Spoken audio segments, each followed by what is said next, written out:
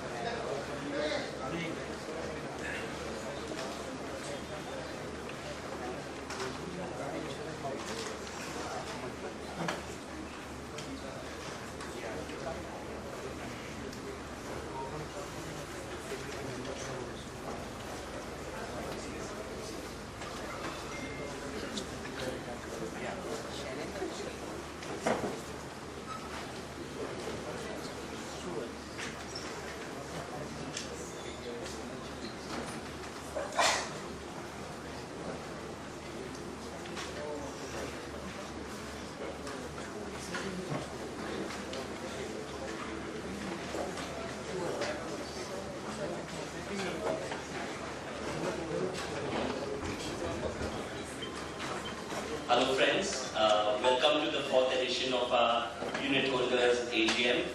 For those of you who don't know me, I'm Neil Parekh. I'm the CEO of PPFAS Mutual Fund. With me, there's Rajiv Thakkar, who's the CIO, and Mr. Rona Konkar, who is also the co-fund manager and the head of research. So people who've been coming here earlier might think that I'm saying the same things over and over again, but it's very important for me to reiterate our philosophy, our values, our process. So we all are on the same page, number one. Also, it helps the new people who've come here today to know exactly what we stand for. So with that, let's begin. Our core belief is the law of the farm. You cannot sow something today and reap tomorrow. Just like the seed has to go through various seasons to become a full-fledged tree, so does your investments. Our investments also need time and nurturing, and this is the core principle that we work on. It's the long-term investing. So we believe in the long-term value investing approach to building wealth. Now today a lot of people ask me, Neil, when's a good time to put money in your fund, or when's a good time to put money in the market? So my answer is there's no good or bad time to put money into at least our fund, as long as our time horizons are more than 5 years, as long as we don't get bogged down by the vagaries of the ups and downs of the markets. And from our side, as long as we're picking quality companies at reasonable valuations, I think any time is a good time to invest in the markets. So long-term, so the long-term value investing actually works when we hold it for a very long time. Our purpose, preservation of capital and earning a reasonable rate of return. I'm going to actually spend a couple of minutes on this point. It's very important. I think especially when the markets are at all-time highs, it's very important that we preserve capital, and our expectations are actually mellowed. I mean, we're spoiled for expectations now, so it's better to come back to reality and see where actually what actually works in the market. So again, anything unreasonable growth in our body is called a cancer, right? I mean, so it's not sustainable, you know. I mean, it really takes a bad toll on your body. Similarly, even with the investments, if something is unreasonable or you're getting more than what is justified returns, then that's not sustainable, and at some point it will revert to the mean. So it's important that we keep this in mind. So I'm just going to give you two options, okay? So basically these are the returns you get per year for 4 years, you know. So the option A is you get plus 40%, then 50%, then you have a minus 60% and a plus 65%. Investment B does you 20%, 15%, 17% and 20%. So when I ask a lot of people these days this question, I'm like, what would you prefer between these two options? And a lot of people say option A.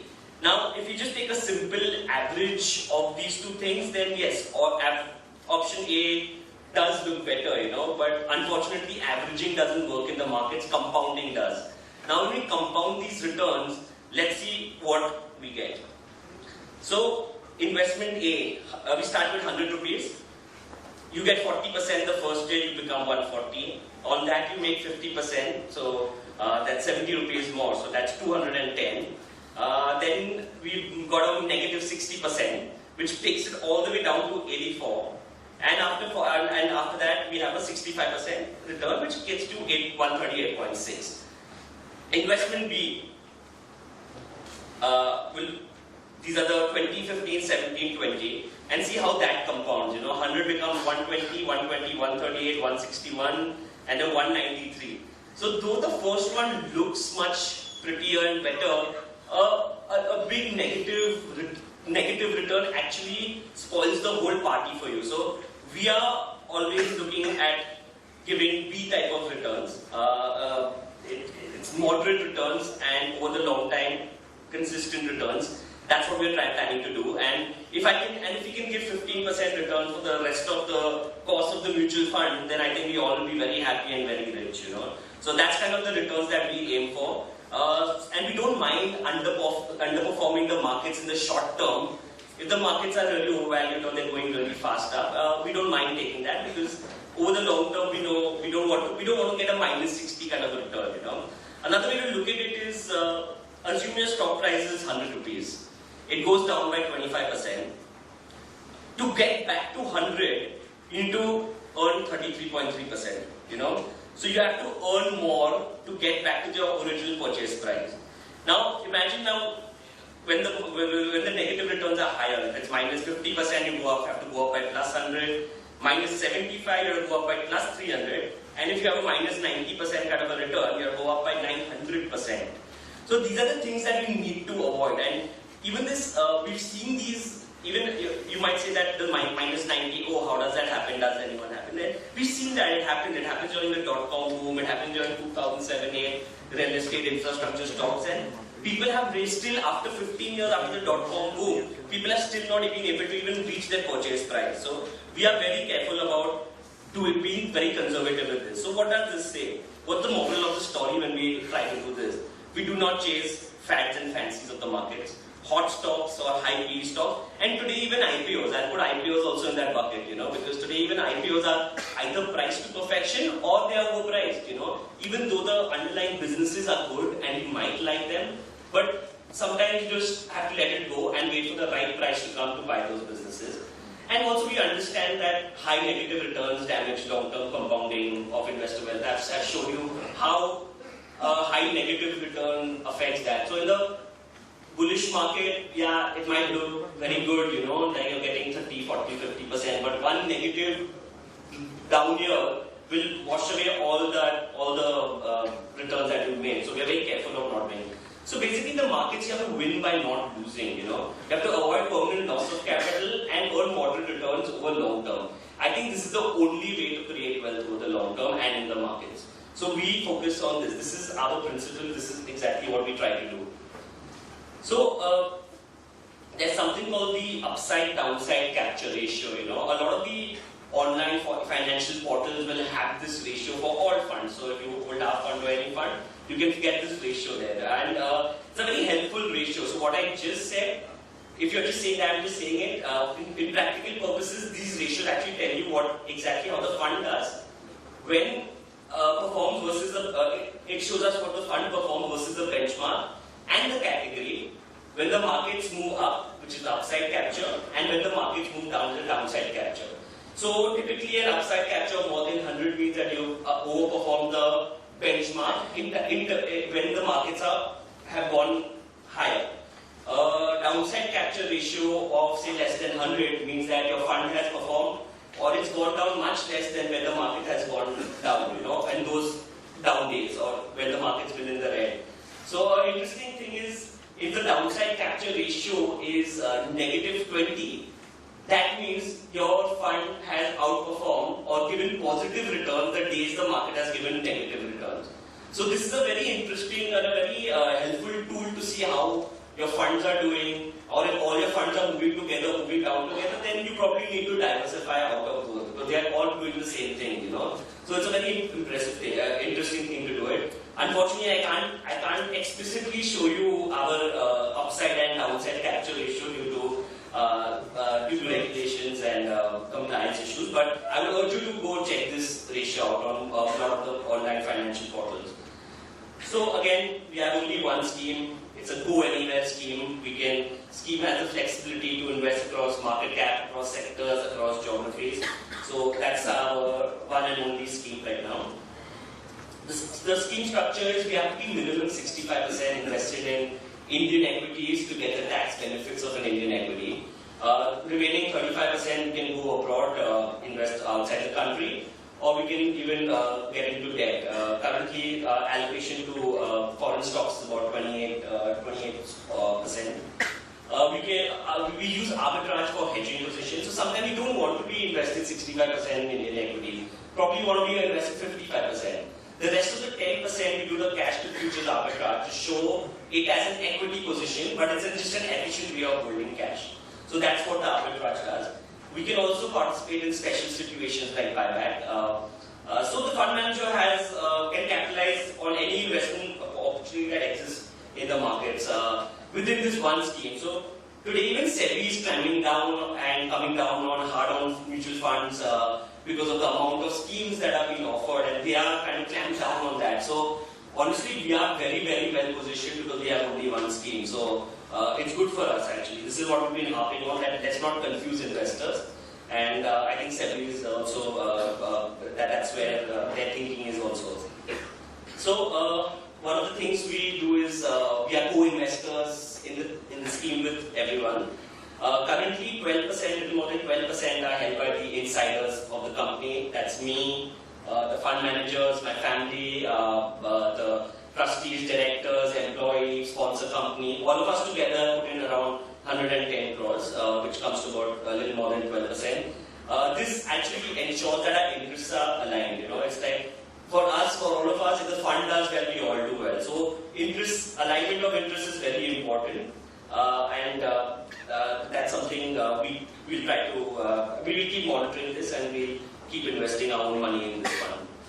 Let's see the performance of the scheme. So again, like I said, we don't really see short-term performance. So the last 1 year, we've pretty much moved with the benchmark. But since inception, I think we've done pretty well. We've done a little more than 20% compounded year on year. That's kind of what we plan to do. I mean, and hopefully we are looking at long-term returns. So we're fairly happy with the performance of the scheme. There are a few announcements also now I need to make. One is liquid fund. I think that's something that we are going to, we're working on it. We just started the process of a liquid fund. We hope to launch it in the new financial year in April around. I think this helps the equity fund because SIP gets really easy. I think a lot of feedback we got is that if they can do an STP from a liquid fund to an equity fund, and I think a lot of our distributor partners have also given us that feedback, and I think we've taken it and we will be launching it hopefully sometime in April. We'll have a reduction of expense ratio starting 1st of December. Currently, on both the plans, direct and regular, currently it's 1.75 and 2.25%. We will bring it down further by 10 basis points on 1st December. Again, there will be a further 15 basis points reduction once we cross 1,000 crores. And so that can be, direct plan will be 1.5 and the regular plan will be 2%. And thank you. So we'll be doing that. Hopefully that makes people happy. A lot of digital initiatives we've been taking. I think the whole country is moving to digital, and I think we've been proactively getting into the digital format. I think for us it's even more important because we don't have branch offices and multiple offices. The online route plays a very important part for us. So there's a self-invest app, PPFAS self-invest app that's available on Android and iOS. I urge you all to please download it and see it for yourself. I've been using it and it's really, really easy and it's really helpful.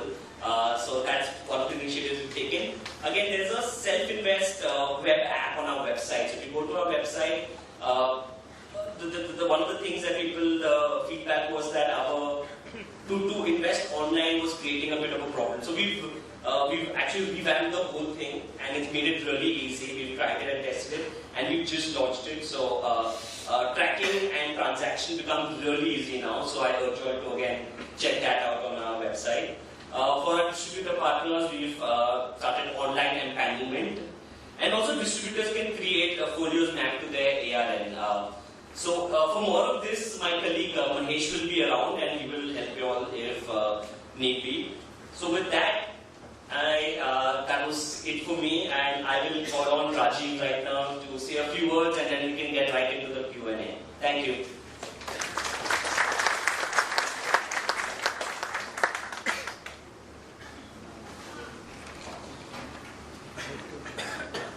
Good evening and thank you for taking time out on a Saturday and coming and spending time with us. There are a few more introductions I would like to make. Today in the hall we have 3 generations of the promoter family. So Mrs. Geeta Parekh is here, who's the wife of Mr. Parag Parekh.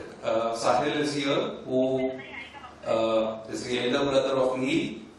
And one of the questions that we have already received online is, who is your youngest investor in the mutual fund?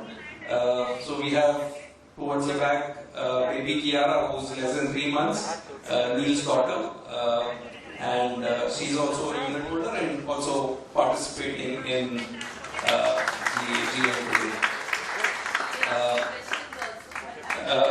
Not today. Hopefully not, because if she asks questions, then rest of us will not get a chance. Pushbu is also there, who's Neil's wife. My research team is here, so you have Raj and Nandan who are sitting at the computer. They will be filtering the online questions and moderating that session. We have Vaibhav and Vatsal, also part of the research team. And anyone you see with these badges around, they are part of the organization. So these are also unit holders. So you'll have people from operations, you'll have relationship managers who interact with you on a regular basis, people from accounts, technology. So this is the identifier. Once we break for tea and snacks, feel free to interact with them. Neil has already covered the investment process in some depth. I'll just quickly highlight 2 or 3 points. One is that the name of our fund is Long-Term Value Fund, and there is some confusion that the terminology value which creates, and we have been reiterating this since the scheme launch, but for people who are new, I'll say it again. There are 2 schools of value essentially. One school of value believes in buying everything extremely cheap. So buy high dividend yield stocks, buy low PE stocks, buy stocks with a lot of cash on books. That is one school of investing. The other school of investing is buy very high quality companies when they are trading with some pessimism built in, or when they are trading with at reasonable valuations. So to give an analogy, it's like buying a 5-star meal at UDP prices rather than going for street food. So both are value.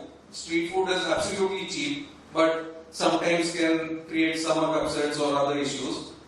But the other one is a good quality meal, but try and buy it at a reasonably attractive price. Today, in case you hadn't noticed, we are in the midst of a bull market. So, among the comments that we see is, oh, you have done okay, but not as much as what someone else has done, or things like that. So, from the research side, we are in the midst of instituting a process, and hopefully my aim is we'll be able to make this somewhat transparent to all unit holders. What we are trying to do is, we are trying to create a defined investment universe, which is tracked by the analyst team. Now this always has been there, but it's not something which is shared widely. It's not shared with the unit holders. So many times people may not realize that these are the kind of stocks which will enter the portfolio, or which can potentially enter the portfolio, and these will never figure in. So just to give you some examples, let's say recently there was a big run-up in stock prices of PSU banks post bank recapitalization. Now, one can have a positive view on that, or one can have a cautious view on that, that apart. But when we have always been saying that our investment process takes into account management quality and past track record and things like that. So a recapitalization or a bailout really fills in the hole which has been created. It does not suddenly transform the management. Now, for good or for worse, our investment is in the private sector space. A lot of these companies sometimes get beaten down so much, the companies with problems, that the bounce from the lows seems very dramatic.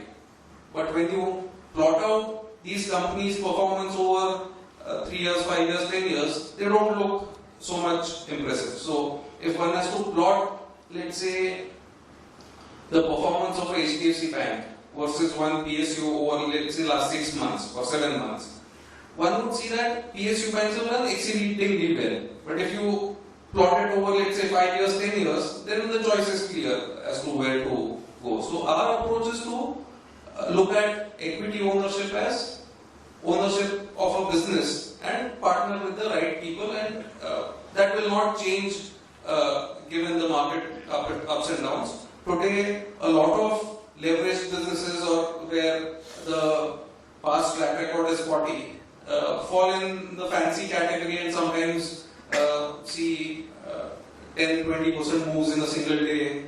They double and triple in a short span of time.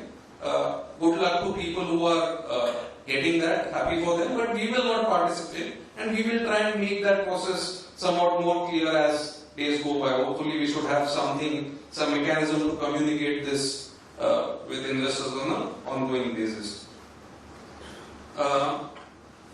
Also in terms of organization, we've moved to a new address. I guess most of you know that, and the emails went out, so I keep reiterating this so that no one reaches at the old office. Sometimes we still get letters and correspondence there, and people land up over there for meetings, although it's not very far away, but still it's an inconvenience for people.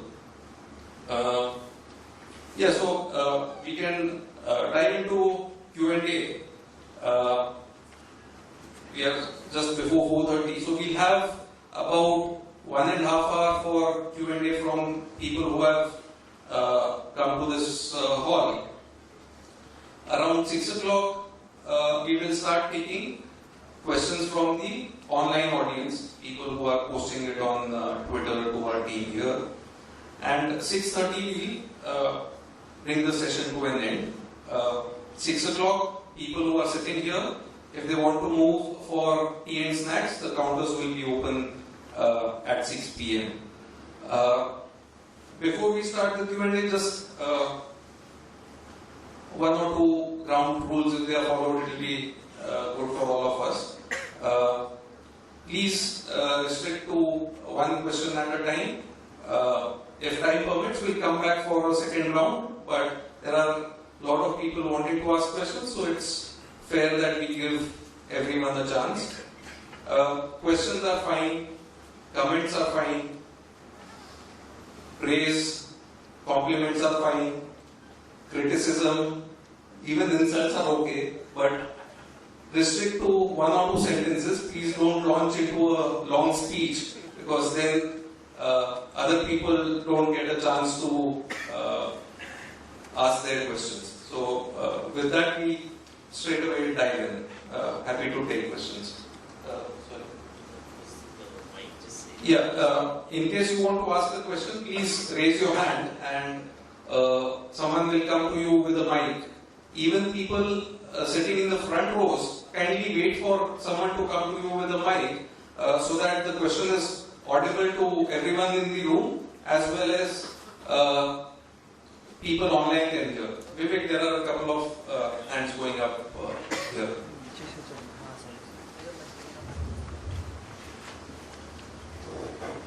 Hello. Maybe a very naive question, but coming from, and I am relatively new to the fund also, but coming from the whole value investing school and capital protection, which is what we heard, and then I see on the literature that I don't know if it's AMFI or it's SEBI, the riskometer says moderately risky, right? I would have imagined it would be much lower on the risk side. So just an explanation on that. Sure. So the riskometer is not defined by the fund house. What happens is that SEBI and AMFI together have worked out a mechanism for categorizing schemes according to their investment objective. So the lowest risk would be something like liquid funds. The highest risk would be maybe thematic funds or sectoral funds, those kinds. So there is a standard formula. if it was left to the fund house, every fund house would call themselves the lowest risk. So it's not something which is driven by fund house or by the choice of investments. It's something which is driven by regulation, and rightly so, because otherwise, just like beauty, risk would be in the eye of the beholder. That's all there is. Sir, I'm rather new to this investment. I'm tracking for last 3-4 months. I noticed that you always have some cash position, 12%, 15%, 15%. My question is, what happens to the cash? Where do you park that? What's the return of that cash? Sure. So broadly, in the current market, one should assume cash is generating something about 6% per annum kind of returns. There are two avenues where it gets parked primarily. One is something called CBLO. It's abbreviation for collateralized borrowing and lending obligation. It's a mechanism run by Clearing Corporation of India Limited, a subsidiary of Reserve Bank of India. This money is borrowed from the fund by entities like banks and all, by giving a collateral of government securities. So it's among the safest things possible. So the safest thing would be, equivalent thing would be treasury bills, where you are lending to the central government.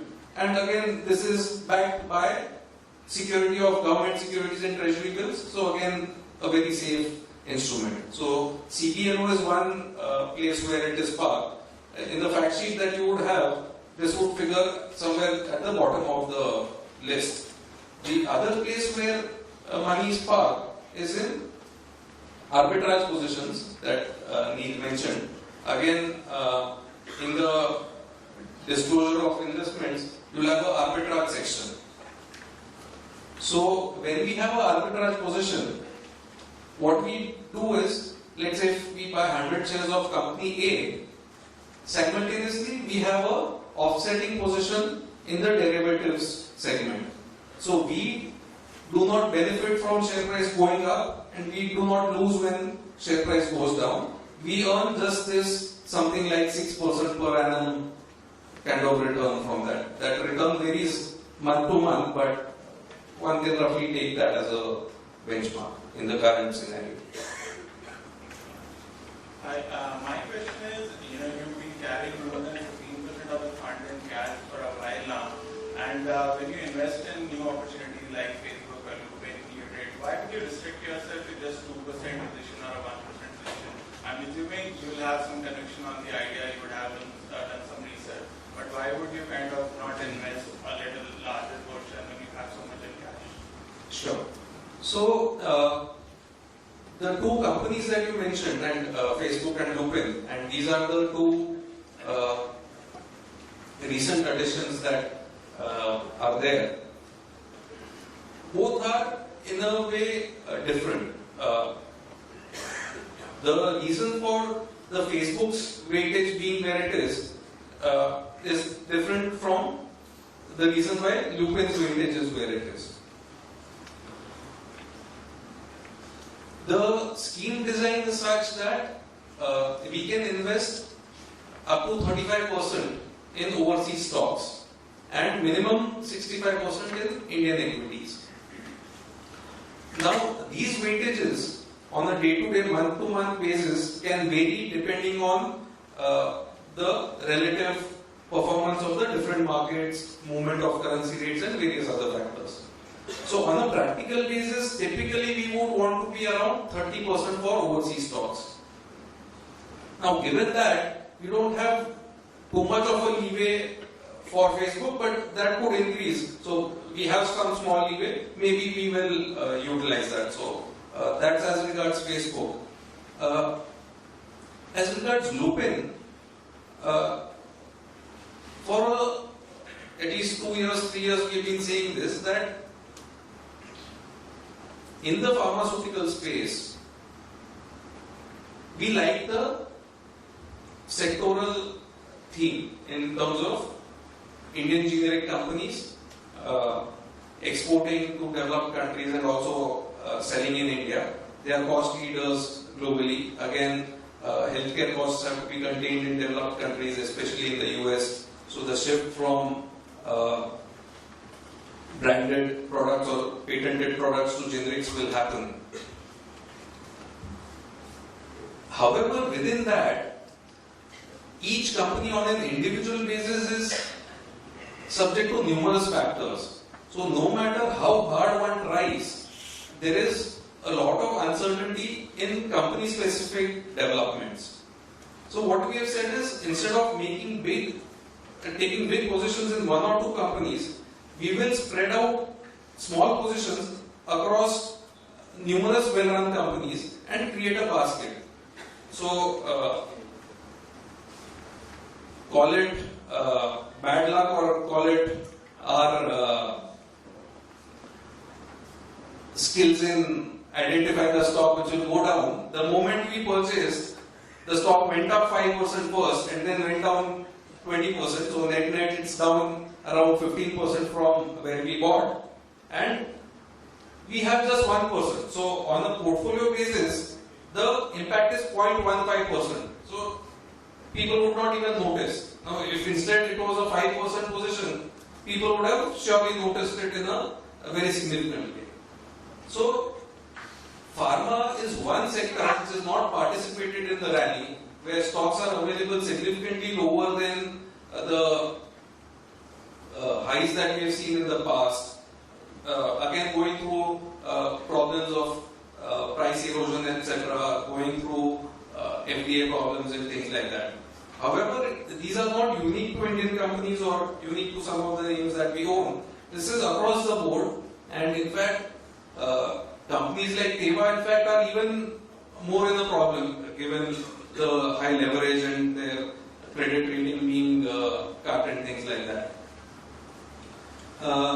Yeah, so that's the story. So Ronak is the one who tracks pharma very closely. So this is at the broader level, since you asked about Facebook and Lupin, and also online there have been questions about Lupin. So maybe you want to say a few things on our pharma position and Lupin in particular.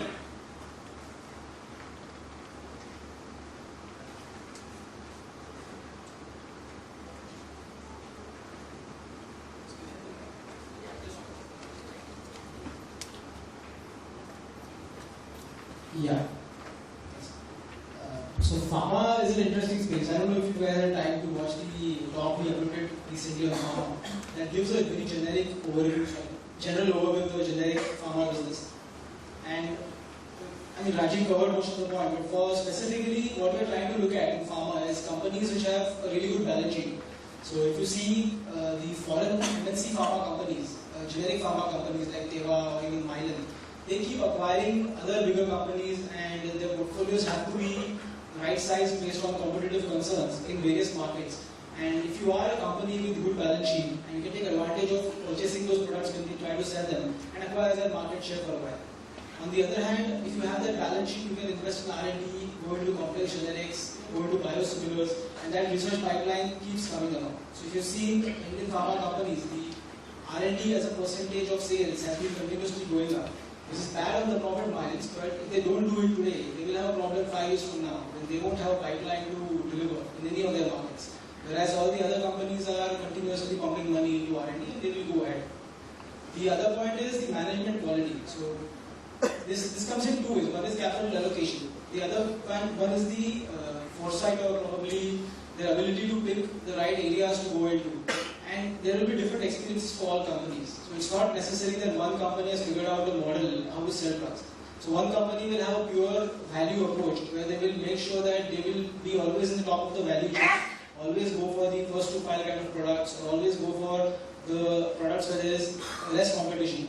Whereas some companies will go with a volume approach where they will focus squarely on how to reduce costs of operations, make sure they source the cheapest API and yet compete in the same market which is highly competitive, but they will come up because they have a lower cost advantage and they can price their products lower than other competitors. So different strategies have to be looked at, and that's why we prefer a basket rather than finding one company, because like what happened with no stock, it can go down 20% and you can feel significant impact if it's a bigger part of the portfolio. I hope it answers most of the questions. We can talk one-on-one if you require any. Thanks. So this high quality value investing style where we pay only reasonable prices can underperform for significant periods of time. So how do we make sure that at institution level we stick to this philosophy over 10-15 years? So are there any incentives in place or environment? Make sure we don't abandon this strategy today. Can you speak to that? Sure. So let's flip this question. Let's look at what are the things that would cause people to abandon a strategy which has been sensibly thought out and put in place. So one of the things is clearly the ownership, and I'm speaking for the entire research team that we have, and even the RNs, that we have complete freedom from the founding family in terms of sticking to what is sensible investing and not going overboard in terms of trying to gain market share, in terms of how much AUM we are getting versus what someone else is getting, or trying to be in the quarterly or the yearly performance stakes, meaning what is our rank on a short-term basis in the performance sweepstake. That is one. So if let's say someone is making soaps and starts an AMC, now if that person has, the only way that person can think is in terms of monthly sales numbers and market share and things like that, that person will think differently.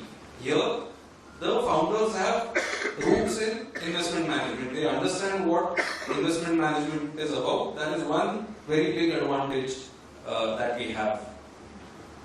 The second advantage that we have is that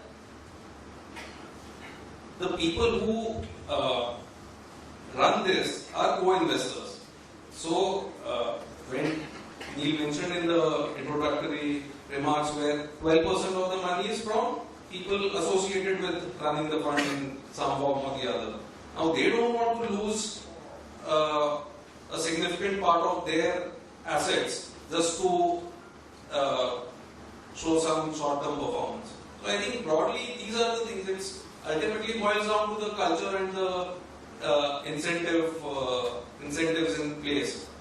Again, I don't think we have widely spoken about this, but despite the company being an unlisted company and closely held, recently when we did a rights issue for raising the net worth to 50 crores, this was some time back, many employees wanted to pick up equity stakes in the sponsor company, and a lot of them did. And it's not a ESOP. So it's not an ESOP where you just participate in the upside and don't participate in the downside. It's you put in your own money, so you participate both ways. And again, it's not a listed thing, so there's no listing bump that you will get or a short-term gain. So the design is such that incentives are aligned. Neil, you want to add something here? I think it just boils down to the culture we've got, I mean, that is absolutely there. I mean, everyone in the office just has one thought process, it's not like, so the other thing we don't do is we don't have sales target or we don't have a sales team in place. And that makes it really easy, because in the end, this is a profession where you do what's right for the customer, and the customer is us too, because we also invest in this game. So we have to do what's right for us and right for everyone else. So I think we've not given sales target. Now when you give sales target, then all kinds of stuff can happen. It's like telling a doctor, a heart surgeon that, okay, in a month you have to do 15 open heart surgeries. By 2050 you've done only 5. Even if you go with gas, he'll open your heart and he'll do a heart surgery. So those are the things that we don't want to do, and that's very well, actually it's been there since 1996, since we started our PMS. So even we've got a lot, so even if the fund is only 4 or 5 years old, I think since 1996 we got a PMS, we started with the PMS, and with that, for 15 years our track record has been good, has been actually good, and we've stuck to what we've done. So we've got a good 20-year track record of doing the same things that we're talking. So we actually walk the talks, and I think that will continue going forward. So there is a lot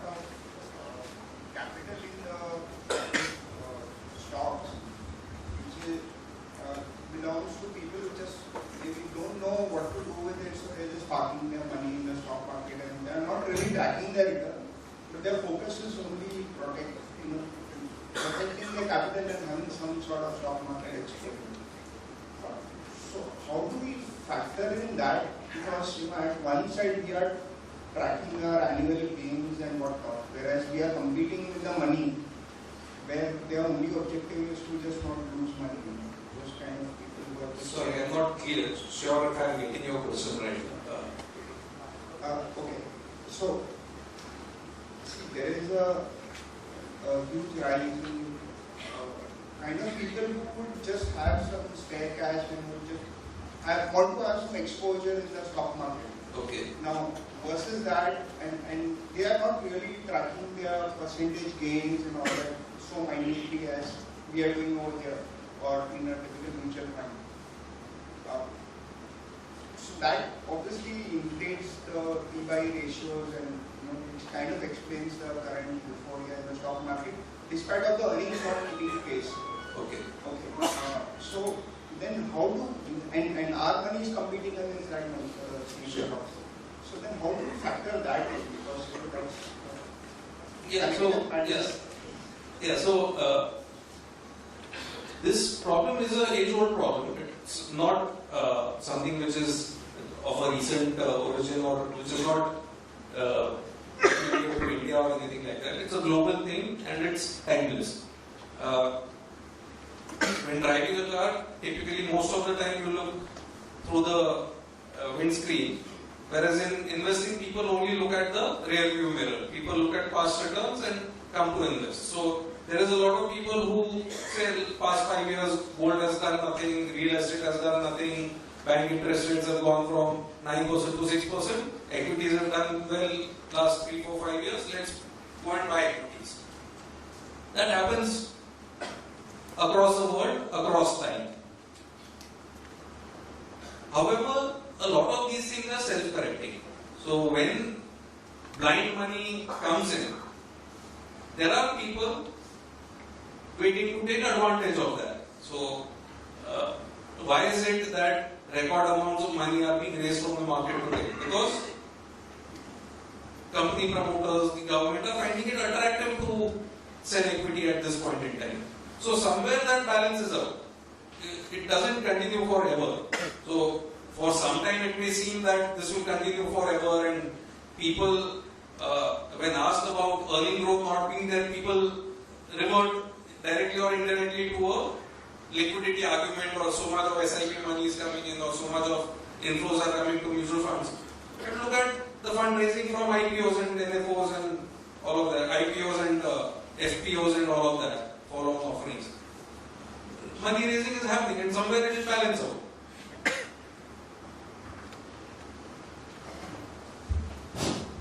So, I've been investor with Palak Parikh since the PMS days, I think almost 9 years, including this 4 years with the fund. So, whereas with the market we have done reasonably well. Some stocks like Ireland Affairs, Noida, we couldn't figure out. And in the current stocks, like we have something like the Persistent, Emphasis, Ipca Labs, which haven't done much in the last couple of years, even though they have been around for last 2-3 years. So what is the management philosophy or what is the distinct way going forward? Sure. So actually this is the nature of the game. In let's say 20-25 investments that we make, maybe 5, 7, 8 will not do that well. Of that 5, 7, 8, maybe some will not give spectacular returns, will give moderate returns, and some will actually lose money. So the unfortunate thing is that you do not know in advance which are the companies which are going to do well and which are the companies which will foresee difficulties. It's not just with equity investing. So equity investing is in fact taking business risk, participating in the business with promoters. Even in lending money. So when you lend money to someone, you make that person sign everything and anything that you want. You mortgage that person's name, you take the personal guarantees, you have lien on the property, on the raw material, finished goods, but still many times you lose money. So unfortunately, there's no answer to that as to how do you avoid it. What you can do is you can analyze those companies, figure out whether there are learnings to apply for in future investments, and that is a continuous process. So again, I think yesterday on social media, one of the questions was, what was the learning, for example, from something like Unitholders, one of the stocks that you mentioned. So my guess is learning would be that as citizens, our expectations are that infrastructure facilities should come to us from government and at a subsidized or at a free cost. So people are not ready for privately created infrastructure facility and with some amount of pricing. So you would be circumspect about getting into assets where it depends on economic cost being recovered from the voters. So there are learnings in each stock that does not do well. Sometimes there may not be any learning. So sometimes investment does not do well, but it could be on account of external factors.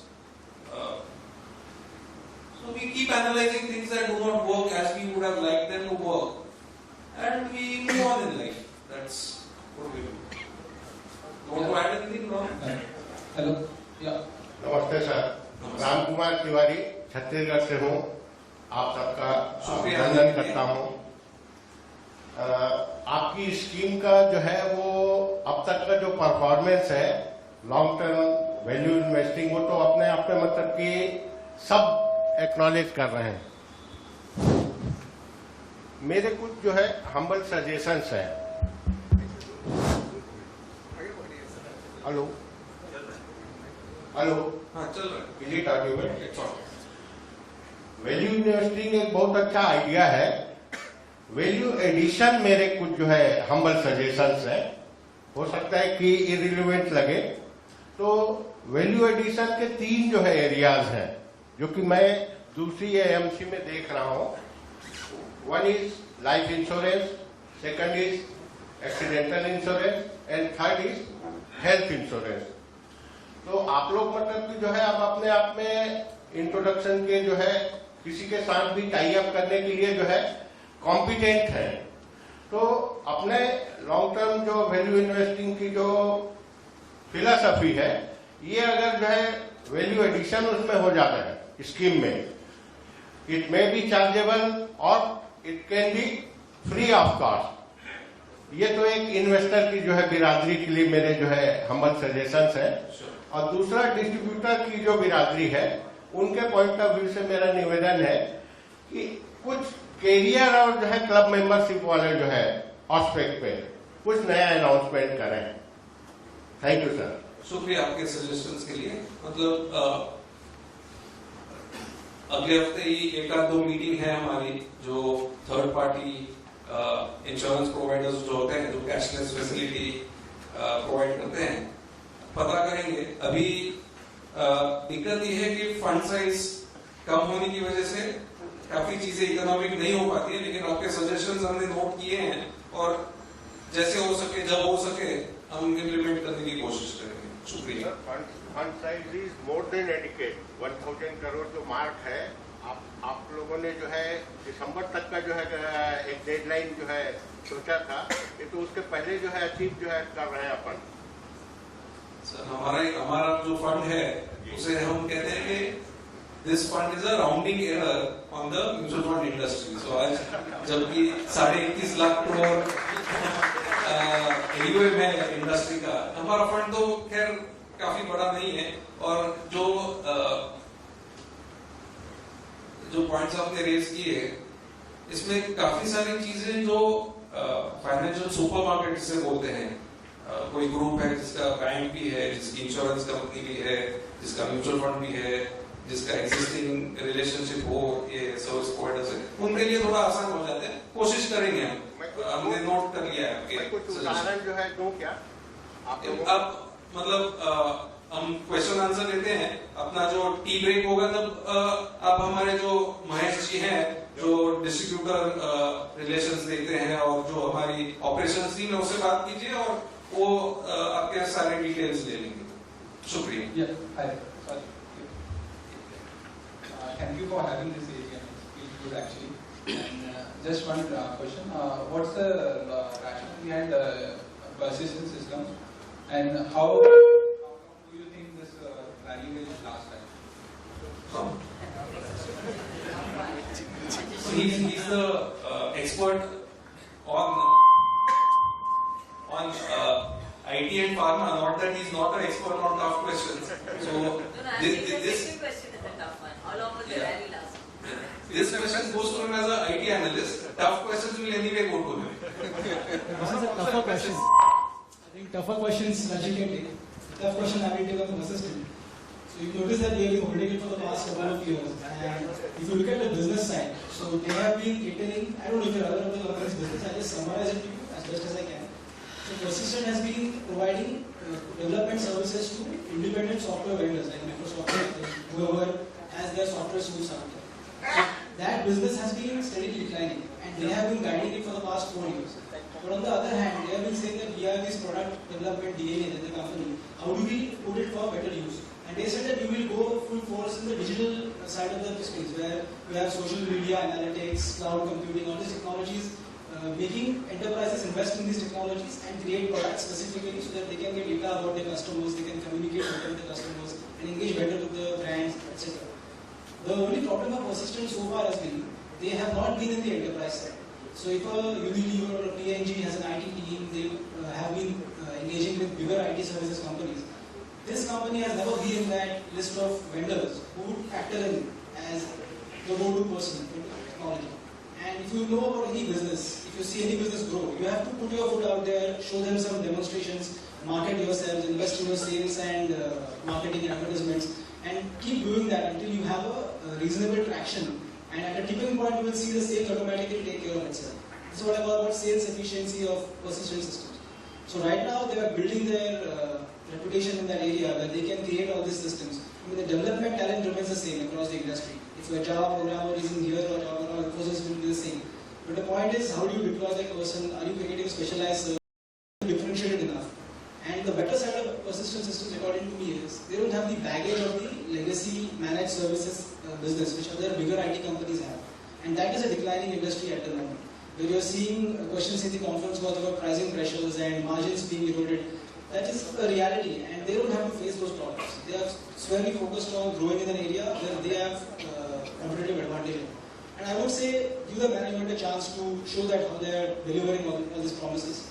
And we keep monitoring it. I mean, like a hawk, we always keep on figuring out what they are doing, what's happening in the industry, what are the acquisitions happen in the similar size companies. We keep monitoring that. And unfortunately, the market is also waiting for the expectations to turn to reality.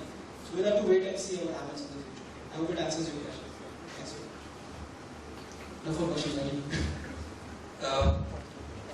So how long the rally will last? Actually, we don't need an answer for that. Reason being that investing as such should not depend on what other people will do. If you go back to, let's say, taking examples of past 2 rallies, let's say 2007 or even earlier, let's say late 90s, early 2000. There were pockets of frenzy, there were pockets of value.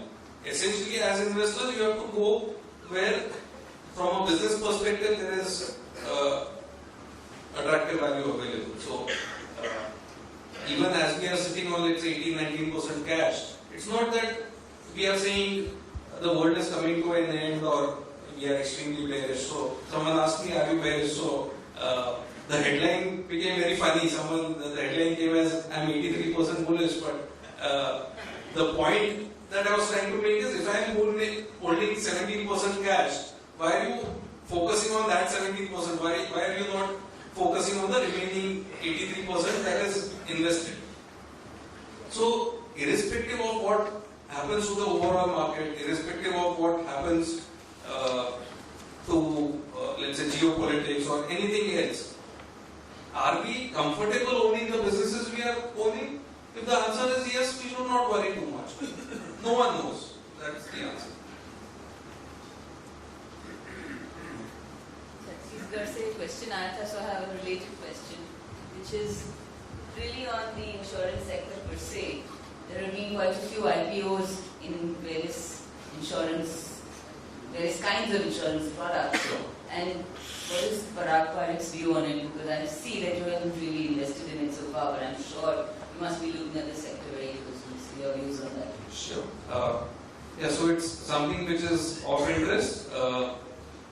We are monitoring the situation closely, and apart from the answer that I give you right now, we are planning on doing a one-hour talk on this at one of our forums, and we put that up as well online somewhere down the road. It's a sector with a lot of growth potential. In sectors which have been opened up to private participation, sector after sector, we have seen the incumbent PSUs lose market share. We've seen that in, let's say, airlines or telecom or banking. Again, here you have well-run insurance companies coming in, both in the life and general space, and there is a lot of potential ahead. Does that mean we go out and buy right now? Maybe not. Maybe not. So these are early days yet as the listings happen. The pricing has been aggressive in terms of the IPO pricing. Again, on listing, we haven't seen too much listing gains for these, and some are available below the issue price. So we are watching that space. As a business, there is potential. As stocks, we are not sure yet. We are monitoring the space. Narendra Khadse from Baroda. Yes. First of all, thank you very much for the management team. I am very satisfied. As a retired person, what I am looking is the preservation of capital and the interest over and above the bank. Because bank interest rates are dropping, and what scheme is giving is perfectly much above the bank interest rate. I am not having a very hyper activity requirement as a retired person. My two-part question. Now we are investing 65% in the equity, Indian equity, and 35% in the foreign equity. Can we have what is the performance of only equity part in India and the equity part of the foreign? Are we compensating our Indian equity downfall because of the non-performance of some stocks at the cost of foreign investment? Second part is, there is a lot of what we call super cycle predictions in the international market, especially in America. What they are saying is the Japan, North Korea and the Japan, they are saying the Japan economy is going to collapse. It is already on the collapsing end, and the foreign capital will flight to US. Similarly, the euro also is going to collapse because Spain and some countries are trying to dissociate from the euro. So also the capital will fly back to the US. So US stock market will go up very high, which is not really high, but because of the flying capital, it is going to inflate. So the Dow will go up. So we have to be very careful on the 35% part which we have in the US. So what is your view on the super cycle and this theory? They are saying that from 2020 to 22 is the peak in America, and then America is also going to collapse in terms of government is not going to defend their debt because they are very huge debt. So the risk factor for 35% of this investment what we have in the foreign stocks is just a question of review. Secondly, and second thing is the Indian auto sector, because India is moving. What they are saying is India is protected from the American impact because a lot of mutual fund investment, 5,000 crores coming into the Indian market from the saving. So Indian stocks are going to go up. especially the auto sector, they are saying auto will be, and our coverage on the auto is quite minimal. So is there any reason we are not looking on auto in our portfolio? Let me take this. Quick answers to very detailed questions. What is the relevant performance Indian stocks versus overseas stocks?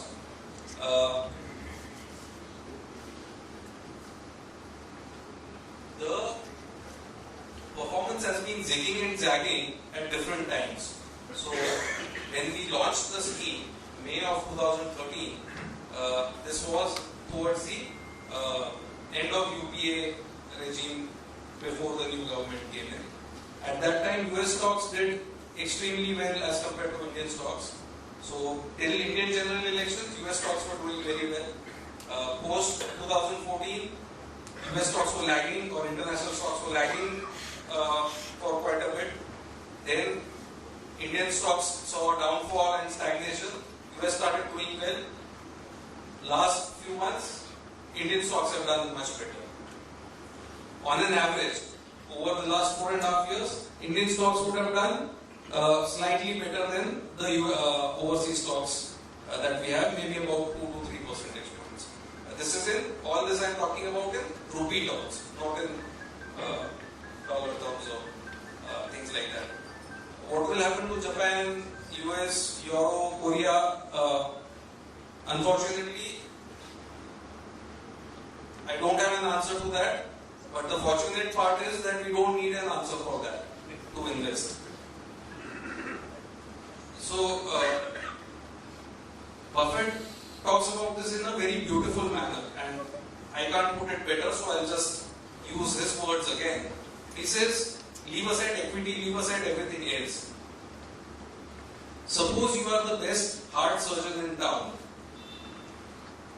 Irrespective of what the inflation is, irrespective of which government is in power, irrespective of currency movements, geopolitics or whatever else you can think of, will people want your services, and to avail of your services, will they be willing to pay a very good price in whatever currency or whatever thing is available at that time? The answer would be yes, because they would want your services.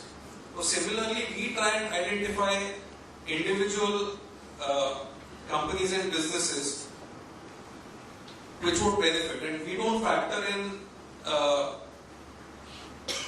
super cycles or things like that, because not that they don't affect stock prices. So if we had advanced vision in 2007 saying all these investment banks are going to collapse 1 year from now, we would have sorted all of those stocks, we would have been 100% in cash and so on.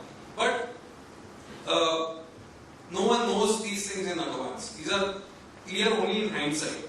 So despite that, across cycles, if the business is selected properly, the returns are good. Another good message was floating around on social media about index today versus index in December 2007. So index has fell down and again came back, but in that same period, so many real estate, telecom, infra companies lost 90% of the wealth, and so many companies went up tenfold. So our effort and work is on identifying individual companies and businesses rather than worrying about overall market returns. Auto, we have an indirect play in terms of Bajaj Auto. So the top holding, or among the top two holdings, we have Bajaj Holdings in India, which is a proxy on Bajaj Auto and Bajaj Finserv. So that is the auto play. Maruti, of course, is doing phenomenally well. Something like Eicher Motor is doing phenomenally well. In hindsight, it would have been good if we had bought some of these 2 or 3 years back. But yeah, we get some, we miss some. Bajaj Holding also has done well for us. Yeah, Maharashtra Scooter is also surrogate. So put together, it's more than 10% of the overall portfolio. Yes, Mr. Jindal. Okay, please come here. I just wanted to ask, I've been invested with you also for very, very long, I think from 2007 or so. We had the PMS and now you have the mutual fund. Going back to the question of that gentleman, I would like to ask as to what is the exposure in the auto industry in the international markets, because a lot of these companies in the international markets might also kind of just wind up because of the new companies coming up like Tesla and Apple and Google and all, which are going to be a significant player in the auto industry. In Indian auto industry also, there is not, I don't know about the future, but by 2030 the transport minister has already said he's going to bulldoze the auto industry if it doesn't go electric fully. Sure. So what do you think would be the future of the auto industry and vis-a-vis our investments over there of PPFAS? Also, do we ever plan in future? Our fund has been doing well and we are satisfied. Do you ever plan in future making it go public? Because I think only one mutual fund which is going public right now. Do we ever plan to do it in the distant future or in the near future? Thank you. Okay, I'll address the first part and last maybe Neil can take answer that. Auto, we don't have any direct exposure to auto in the international stocks. We don't own Ford, GM, Nissan or any of those companies. We have holding in Alphabet Inc., which has that subsidiary Waymo, which is developing those self-driving car technologies. But again, that is a rounding error in terms of their overall business operation. So, in case you are interested, or for whoever else is watching here or online, we have 2 or 3 one-hour talks on this very subject online in terms of electric vehicles, renewable energy and things like that. I think consensus is, and this is the interesting part, both the challengers and the incumbents, everyone is agreeing that the future is electric. The difference is at what pace, that is number one, and which are the companies who will survive and who will win the game. So, Tesla has been getting a lot of hype, but they are just not able to manufacture enough vehicles of acceptable quality and at an acceptable pace. And they keep losing money, so making a brilliant product and losing money, I don't know how long that can sustain. So at one end you have Tesla, other end you have the traditional vehicle makers like Nissan and General Motors doing significant work in electric. So we are not taking sides on that debate. We don't have too much exposure to the global auto industry. Maddie Barra, the GM CEO, has said that in the next 5-10 years, we'll see change that we have not seen in last 50-60 years. So even they are expecting rapid change and we are staying away. Let's see what happens. Not only electrification, so electrification is one, autonomy is the other, and ride sharing is the third. So with Uber, Ola, Lyft in the US and DD car and all that, if people start sharing more and owning less, then demand again comes down. So we are not too much into that. We are into businesses where we have some idea about the future, not businesses where things are too uncertain. About listing, I'll ask Neil to cover that. So definitely not plan to list in the near future. Again, we don't. So one of the things was that if we would have got public, if we couldn't reach that 50 crore net worth, but today we are at 60 crores. So I don't think we really need to do any raising of money. So definitely not in the near future. Later on, if we need money and we need to raise money, we probably will think about going public. But regardless of whether it's privately held or public, the founding family will continue to be running the company and providing the culture. So it's not a activity which is amenable to quarterly earnings targets and trying to gain market share or to have frequent analyst conference call and analyst meets and all. It's best run as a profession, so the culture will remain the same regardless. Just. He's been waiting for a while. We come.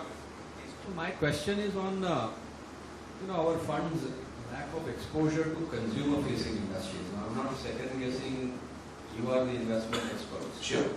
But if you look at macro and you are especially focused on 5 to 10 years down the line, Sure. there are some proxies, but I don't see a direct investment in either an FMCG or a housing.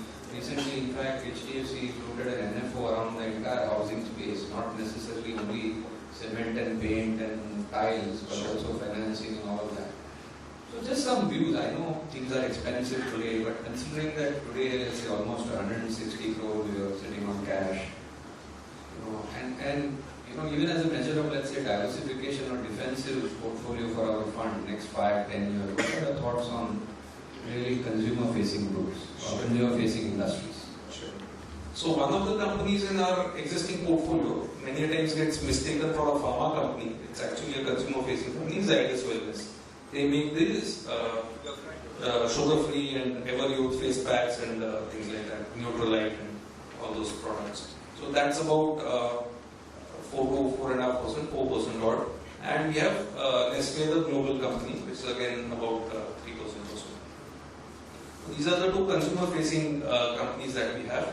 I think in your question itself, you have touched on the aspect of valuation. So while historically these have been excellent companies with great management, no capital intensity, high return on equity numbers, they can throw out cash and still manage to grow, pricing power, all of that. There has been a lot of change of late. Among changing factors, one can point out 2 or 3 things. One, of course, is the valuation. These are trading at all-time high multiples, that is one.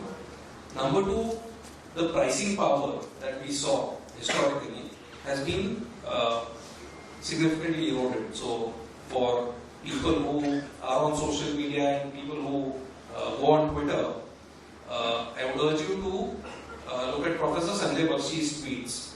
Now, he's taken screenshots of pricing of a Colgate toothpaste on Amazon across various time zones. So earlier this was the price for a tube for the same grammage. Now this is the price. Now this is the price, and you clearly see a declining price trend. And this was somewhere around the time of Diwali. So he says this Diwali buy Colgate, not the stock, buy the tube and the toothpaste. So we've seen companies. For me, this came out of the blue. Company like or organization like Patanjali coming and shaking up traditional players like Dabur and others. The other thing and the other reason why pricing power has gone away has been the online space. So sometime back you would have heard of this Dollar Shave Club coming up in the US, where you take a subscription, you sign up, and every month they send you a pack of blades severely discounted as compared to the market leader, Gillette. And it was getting enormous success and it was doing quite well. Ultimately got acquired by Unilever in the US. Also today, what happens is distribution is taken care of. Earlier, distribution was a big moat factor for a lot of these consumer-facing companies. Then we are in so many outlets and things like that. Now, if you have a fulfilled by Amazon, you just have to take care of manufacturing and figuring out how to get it to Amazon's warehouses, and then they take care of the rest. So that is one. Shelf space, distribution, all these things have gone away. The other big advantage these companies had historically was the brand and the consumer perception. Meaning, let's say, a Colgate is a known brand. Now, a new toothpaste, why would anyone want to try it? You go to a shop, there are 2 things kept. If you have always bought Colgate, you will go and buy Colgate. That used to be the way people did shopping historically. Today, these user reviews have started replacing some of the brand aspects. So if some product on Amazon or Flipkart has 4.5 stars or 5 stars and people are just raving about it, there are people who will willingly give it a try as compared to buying something which is traditionally a strong brand. And finally, the seller is getting into the branded space. So someone like Amazon, and these are early days yet, but they create these private label stuff online where they sell something which is much cheaper, which is created by them, and where they stand ready to give warranty or to take it back if you are not satisfied and things like that. So simple things like, let's say people who use iPhones or iPads or any Apple products, if you want a cable or a charger, you search for the Apple product online, they will give the Apple product. At the same time, they'll have another offering right below that called Amazon Basics, and they will compete with that. And this is not just in these two, so the simple things like tissues and things like that. They are experimenting with a lot of private label stuff, and that's a potential competition somewhere down the line. So if just one of these factors was there, I would scratch my head and try to figure out whether I'm missing on something. Should I go out and buy some of these companies? But there are multiple factors which are saying right now that don't rush into this. A lot of these companies historically were growing revenue at 10, 15, 20%, bottom line was growing 20%. You look at the earnings numbers for last 5 years, 7 years. Nestle in India, for example, okay, one can argue that there was a Maggi fiasco and all of that, but still the growth is not there, whether one looks at some of these companies. Sorry to again, not only on the FMCG, but let's take companies like paints, companies like tile. You know, look at the. I know the only problem here is valuation. Sure. I grant you that. But I'm saying, you know, these are companies which will not be easily affected either by online or by basics and there is a huge pent-up demand because if you look at India in the next 10 years, I mean, painting a home today is now much more frequent than before. Similarly, tiles, if you see the quality of these tiles as well, nobody wants to actually import marble or do anything. I'm just putting these thoughts here. Sure, some of the things we have clearly missed, so no arguments on something like forget the past. There's no problem.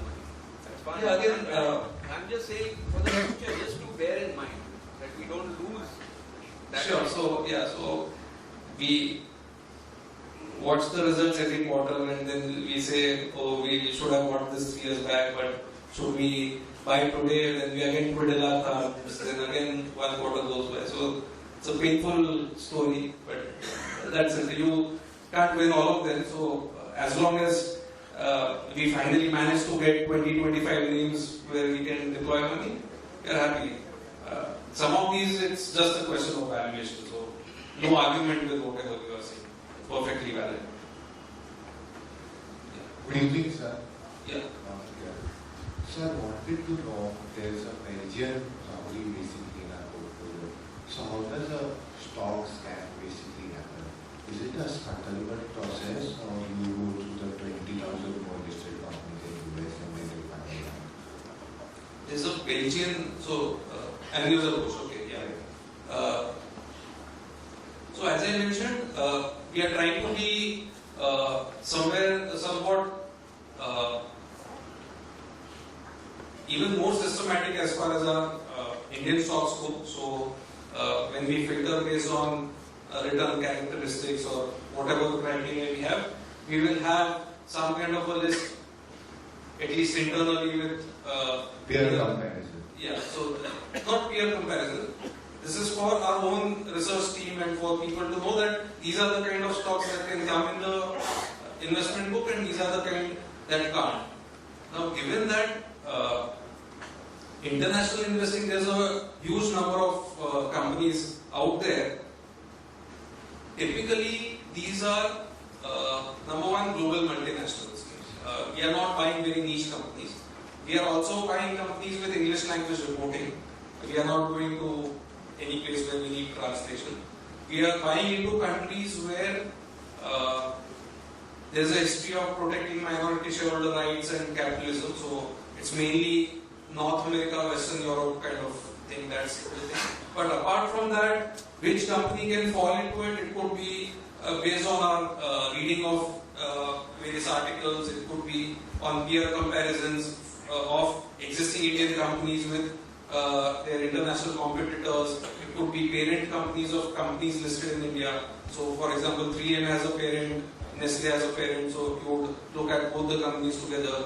So, as far as foreign stocks go, that process is not completely crystallized in terms of saying that our universe is only these defined 200 companies or 300 companies. It's a slightly wider area that we scan, and there's no science to it in that sense. We are working on it. Maybe we'll have a better answer for you when we talk sometime in the future. And sir, one more question.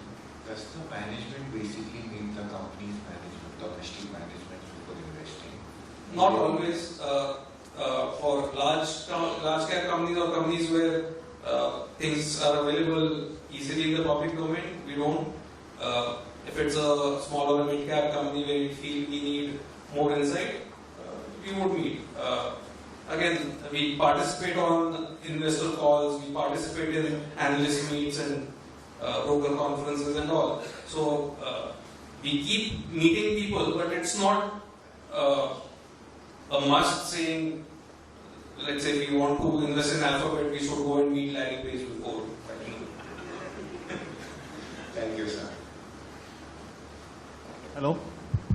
Yeah. Two parts to the question. First one, SEBI has recently put out the circular saying classification of schemes. First is, do you think that will happen? And the second one is, what is the impact on the scheme? Sorry, I missed the first part. SEBI has recently come out with a circular on classification of schemes. Classification of schemes, yes. Do you think that's going to happen or going to roll back? And second is, if it does happen, what is the impact on the scheme? Okay. I don't think it will be rolled back because they have been talking about it for a while. There were consultations which happened, so now people are screaming, but I don't know. For us, the classification, based on our reading of the circular, it's a multi-cap fund, equity multi-cap. That would be the classification. Anything you want to add? Good evening, sir. Hello. Yeah. Just I come from Nasi to ask about wealth protection. And we are having any strategy of wealth protection through derivative locally and globally. So, protection can come in various forms, and it does not come for free. So, typically, people would protect by buying, let's say, put options or something like that, or essentially that's one way of protecting the downside. But then you have to keep paying that put option premium month on month, quarter on quarter, year on year, and it subtracts from the returns over a period of time. So our approach is simple. One is any money that any investor needs for next 1 year, 2 year, 3 years in the near term, don't put in equity. Keep it in liquid funds or short-term bond funds and things like that. That is very clear.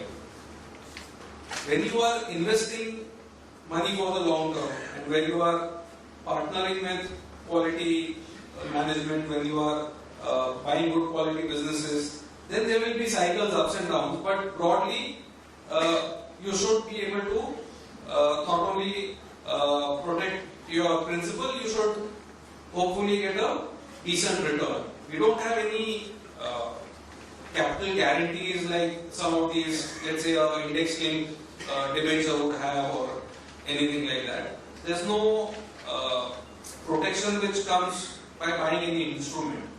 What we recommend is one, stick to a scientific or a carefully thought out asset allocation, and once you have an asset allocation, stick to equities for the long term, invest systematically and stay put for the longer term. All the mechanisms in terms of buying quality businesses, having diversification across market cap, sectors, geographies, not buying overvalued companies, all that we take care of. But then there is always this element of market risk in near term. A lot of studies have been done based on past. Again, doesn't reflect what will happen in the future. But what all these studies have seen is that wherever investment horizon was 7 years plus, 7 or 8 years plus, chances of losing money have been very remote in the Indian market. Good evening, sir. Yeah. So it's very difficult to benchmark your fund actually, because you are having 50% mid cap, 10 to 50, across the last 2 years, 50% mid cap, 10-15% large cap, and then remaining in foreign equities and arbitrage and stuff. If I take comparative benchmarks, like if I take 50% as mid cap benchmarks and remaining comparative benchmark, you are at par performer with the benchmark. You actually not outperformed the market. Also, in a multi-cap category itself, you have never been a top quartile performer. You being a focused company and having a smaller AUM than many others, do you feel that there is this pain point that there is some underperformance?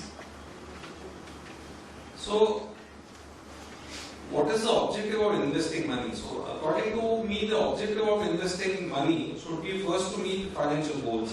Like, the objective is never to beat the benchmark or anything like that. And people slice it and dice it various ways. So, again, I don't know these numbers that you have put out, 50% this, 50% that, 25% this. We haven't done that exercise. So, maybe you know better. How to evaluate the fund, that is up to you. We can describe the process that we follow. Now, if someone can do it better doing direct stock investing, or if someone thinks that some competing fund is better, then sure. I mean, definitely people will look at alternatives that are there. Our thinking is that given the geographical diversification that we have, the volatility of the fund or the drawdown drops very significant. And the reason why this is important is different countries go through different cycles, and these cycles can be as long as 8 to 10 years. So, Indian market, some of the people may not have those long enough memories, but in 92, our BSE Sensex was around 4,200. In 2003, after 11 years, we had a negative return. Sensex was at 2850. Sensex, not Nifty, by the way. After 11 years. And this is not specific to India. US had a 10-year period, 2002 to 2010, where the market did nothing. Japan has had such things over 2 to 3 decades, such a period. So many times these periods are very, very long. What we are trying to do is we are trying to reduce that drawdown risk. And this becomes visible when the bottom falls out of the market. This is not very visible when things are going very well or things are very go-go in the markets, kind of thing. So, although I haven't sliced it and diced it as much as probably you have done, but let's say Neil mentioned some of the online portals which do this as a profession, ranking various schemes or finding out these various parameters. Even if some website is calling the return in line with the category or average for the category, what each and every one of them will say in their risk and return kind of thing is the risk is significantly lower than the category. So if the scheme is achieving category returns with far lower risk, then that is what we are trying to do.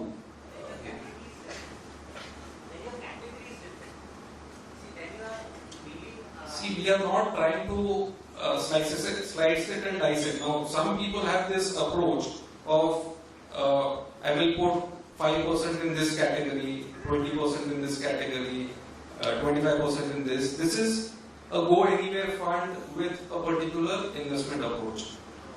Suitability is for people to decide, for distributors to decide, for traders to decide. We can't comment on that beyond a point. So everything is disclosed. The monthly portfolio numbers are disclosed, the portfolio details are disclosed, performance numbers are disclosed, NAV is disclosed on a daily basis. Now, whether you are ecstatic with our returns, moderately satisfied, depressed, that is up to you. I can't comment on that. Banks actually form 15% of almost percent of the fund. Sorry, I didn't get it first. I'm saying the banking sector, banking industry forms 15% of the funds. Yes. So if we are bullish or we expect the banks to do well, it also means higher lending. And do we also expect hence higher investments in infrastructure? That coupled with the fact that there is recap happening, will we see a change in the industry allocation in the coming months? Because there is hardly any core infra exposure. So, when we say banks are 15% of the portfolio, that is seen more as a negative rather than a positive if you look at what's happening in the marketplace. So, market indices would have representation from banking sector north of 25% is my guess. I haven't checked it of late. And some of the fund schemes have banking and financial sector exposure as high as 40-45%, and in some cases very close to 50%. We are not that great fans of banking per se because it's a leveraged business. Typically we like low leverage companies, but still it's a activity which has been around for maybe more than 200-300 years. Since the invention of money, banking has been around. So it will be there for a long period of time. We are happy with the weightage that is there currently. Infrastructure, again someone asked what is our learning from Noida Toll Bridge. Not to be too bullish on infrastructure. So infrastructure I think best done by government to government deals or projects in the national interest where the users are not asked to fork out too much. So everyone wants these metro rail projects. Everyone wants commuting to be easy, but no one wants to pay a very high price for the tickets. We'll probably have a bullet train happening sometime, but again, people will not want to pay too high a price. So we are not that excited about infra, either as equity investors or even as lenders. A lot of these banks that we own, HDFC Bank is more on the retail lending side, less on the corporate. ICICI, Axis are corporate banks in some manner, but also with a large retail presence. We are happy with where we are in terms of weightage to the banking sector and don't have too much view on whether lending cycle will kick off or what will happen to lending in this space. I'll complete around here. So you have spoken about disruption in the auto sector and disruption in the consumer FMCG sector.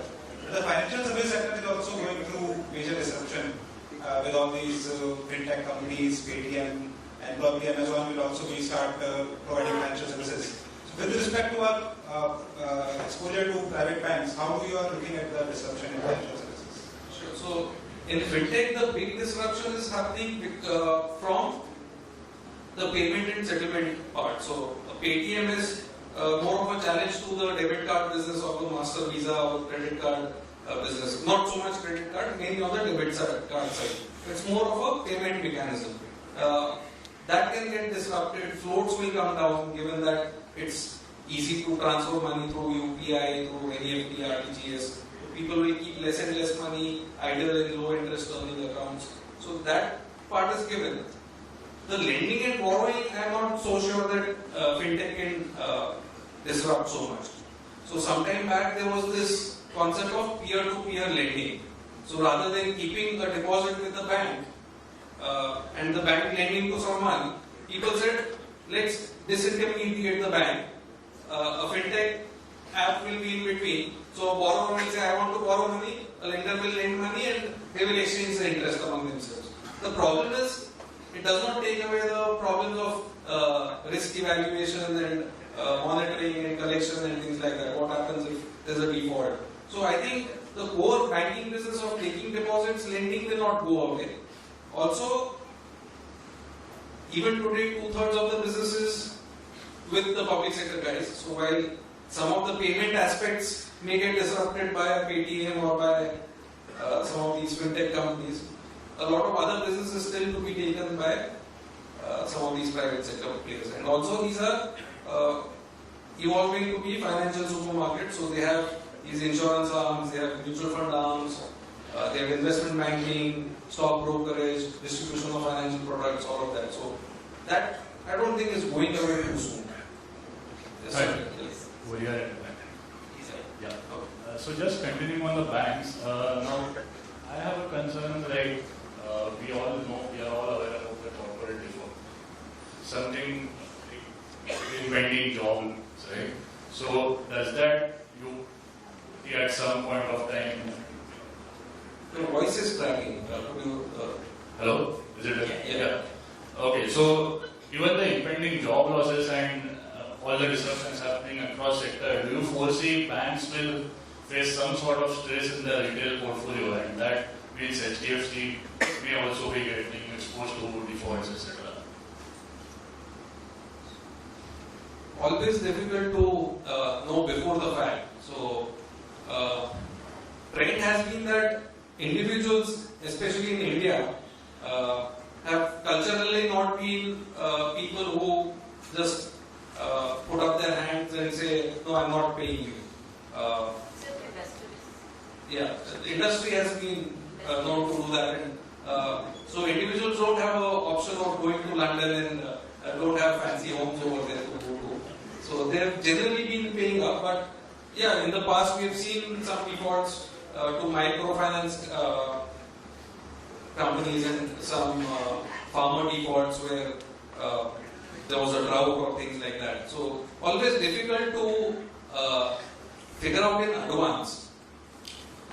About job losses, so Infosys founders have gone on record saying it's not even 1 to 2% of the overall employee base. So I don't know how much of weight is to put on that. Hi. So my query is about the FANG stocks. So we own 3 of them in our portfolio, but not the most disruptive one, that is Amazon. If you see Amazon, it is a direct competitor to most of our portfolio companies as well. Facebook, it has its digital marketing arm. Coming to Alphabet, its search engine is now said to be intelligent enough to be rolled out outside of their internal Amazon portal. As well as IBM and... I appreciate everything that you are saying. Again, Amazon, I think, will be one company where we will look at it 1 year from now and again say, we should have bought it 3 years ago. So, I don't know how to value it. I don't know. It's an amazing company, well respected, a company to be feared. I don't know how to value it. On what basis? So, one way is to say that this is a company I love. I will just go out and buy it irrespective of the price. So I'll buy Amazon at $1,000, I'll buy it at $2,000, I'll buy it at $5,000. Then you are just playing the momentum game. Now if people in this room were to sit and discuss what should be the market cap of Amazon relative to what it's earning, firstly we don't know what it's earning because whatever profit it makes, it loses that in new businesses. So you don't have a earning number to go by. Too tough. It's more about the valuation problem, which is too tough. I see in the pamphlet which is given, it's like 15% of our investment is done in internet and technology companies. So the kind of valuations which are there in Indian markets are obviously high because we are kind of in the midst of a bullish market, as you said. So what are the kind of valuations which are there in those markets, and how do you foresee them going ahead? Thank you. So Amazon, Netflix, Tesla, all of these fancy companies, I don't know what value. Tesla makes losses. Still it's valued much more than or close to now what General Motors is. At one point in time it had crossed General Motors valuation. Again, I don't know why it's valued where it is and what should be the correct value. I don't know about Netflix, I don't know about Amazon. The companies we own are easily valued on conventional metrics. And relative to the growth rates that they are showing, they are in fact quite cheap as compared to the Indian counterparts. Obviously it is not sustainable, but Facebook has been growing quarterly earnings at 70%, 70 year on year. Available somewhere about 30 times earnings. Yes, you take out cash and things like that, and again a lot of these spend a lot of money on R&D, which doesn't give them immediate benefits.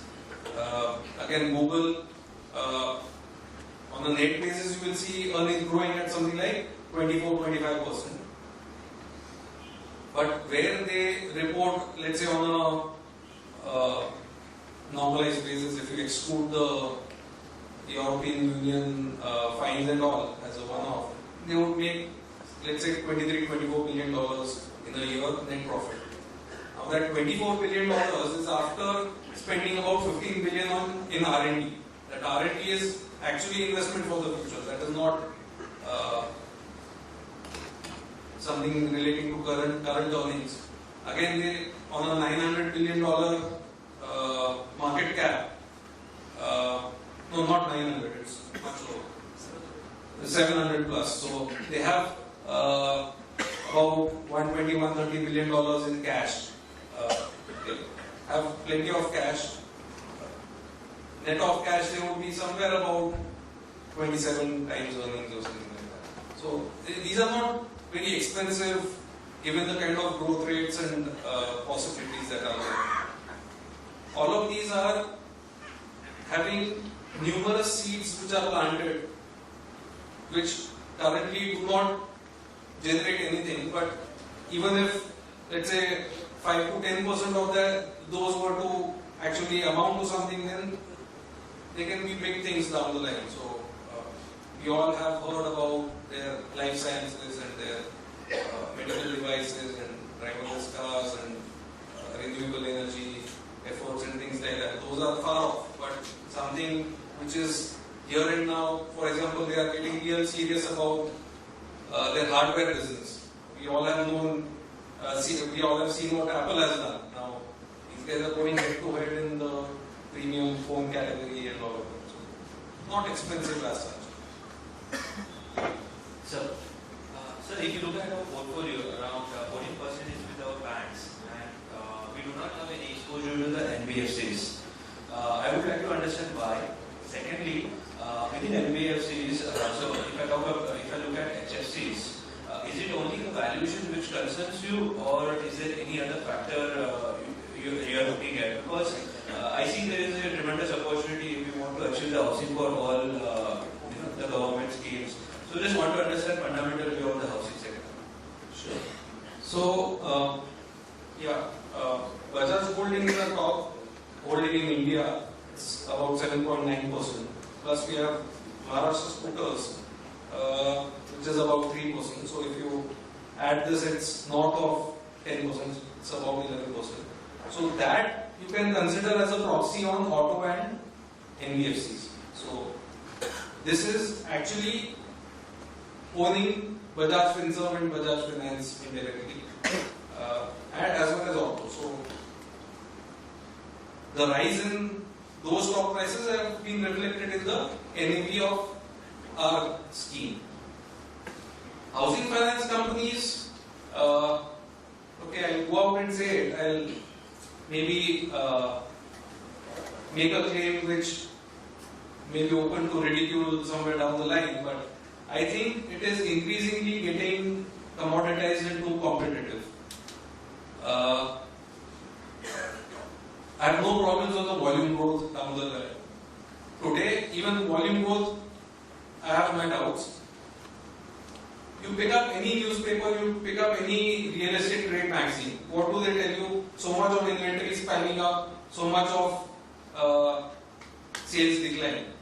So how is the industry growing volume so much? Some of the loans which are showing as mortgage loans may indirectly be loan against property or developer finance or things like that. So it's not really housing for all or inclusion, it's really some of it is loan against property or developer financing. Today, as an individual, we have never had it so good in terms of spread between where we can put in our money and the rate at which we can borrow. Even today, RBI is issuing bonds at 8% per annum.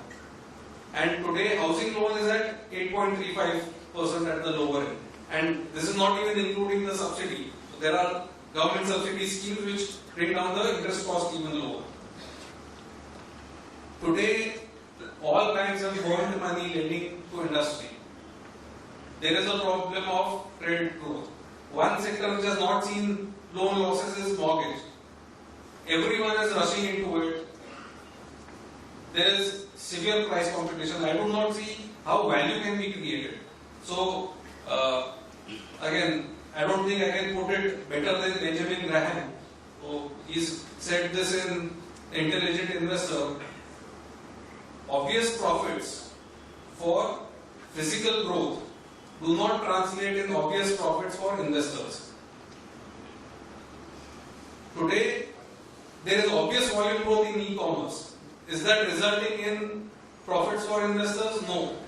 Today, there is obvious volume growth in food delivery. Are those companies making money? No. So, housing finance, according to me, getting too competitive. We shall see. Market opinion is positive. I am taking a contrary stance. Maybe we will revisit this 2 or 3 years later. Okay. Hey. Hello. So I wanted to know your opinion on Axis Bank. So Axis Bank really had a tough year since the demonetization time. As during the demonetization time, there were many branches were held that they had a KYC problem. So there were a lot of issues with Axis Bank. They even had a news where Axis Bank were getting acquired by some other bank. Then in the recent Q2 numbers, they had an NPA problem. They have bad loans. So Axis Bank has always been a bad news over the period of last 1 year. So how do you see Axis Bank for next few years? And is your view is on wait and watch and you want to exit, or do you still see it as a value stock or a value investment longer period of time? So in the banking space, as you have seen, our largest holding is HDFC Bank. We have 2 small positions in Axis and ICICI. Axis has gone through all the problems that you have mentioned very clearly, and to an extent, I think it's reflected in price. So today, where HDFC and Kotak would trade at north of 5 times book, these are trading at somewhere about 2 times. Now, then when you adjust for the loan losses, the valuation gap narrows. The question is it reflected in price? That is the question to be answered. I think these 2 banks, Axis and ICICI, despite the issues that they have had on the corporate lending side, they are still good franchises. And the reason I say this is, these banks still offer, let's say, 3.5% on savings bank account. Anyone who's trying to establish a presence, IDFC Bank, Yes Bank, Kotak, DBS, Bandhan, all of these are competing on price. Whereas these guys are saying, this is our brand, this is our branch network, this is our product service offering, and they still have customer base and they still are able to grow. So, I would not be too pessimistic about writing these banks off. Overall, well run in terms of technology and things like that. They've had severe lapses, which as an investor I would have wished did not happen. KYC in the demo demonetization, and recently some fake notes came out of ATM and whatnot.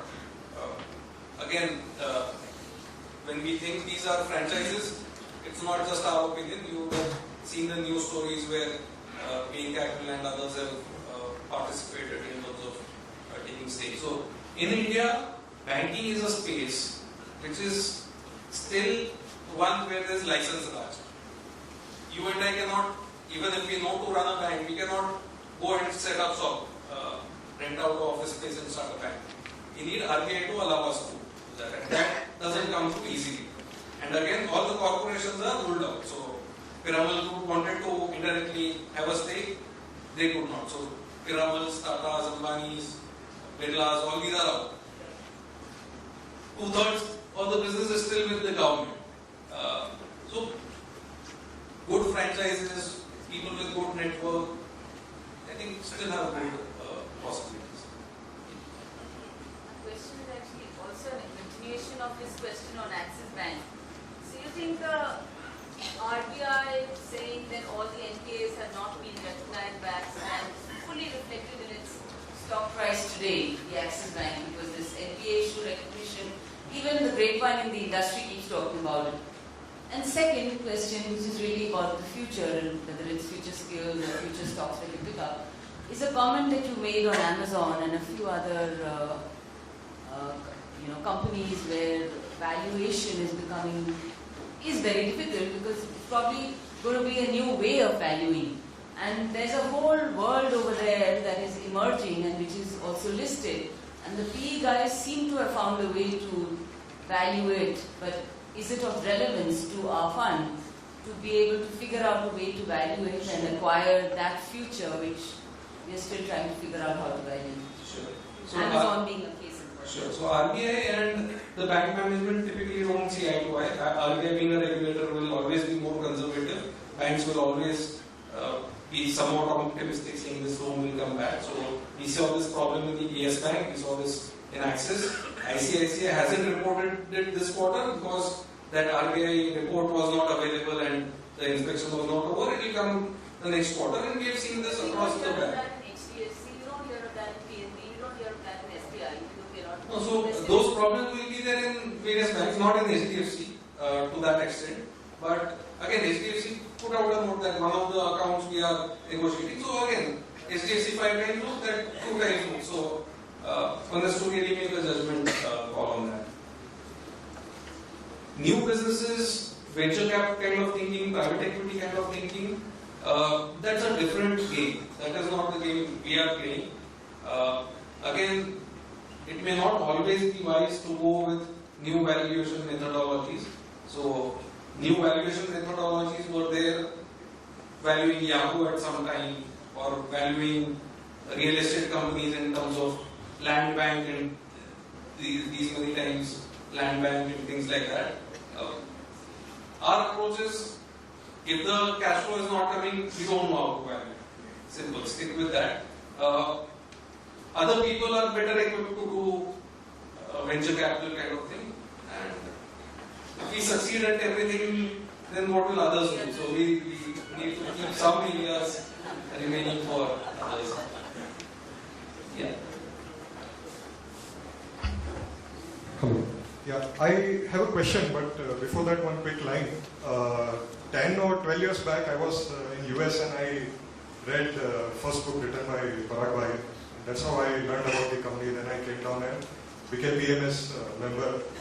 There are 2 books by Parag Bhai and a lot of answers which you hear today, they sound like those books. So I request that you should give a try. Those 2 books are very, very valuable. You should read it.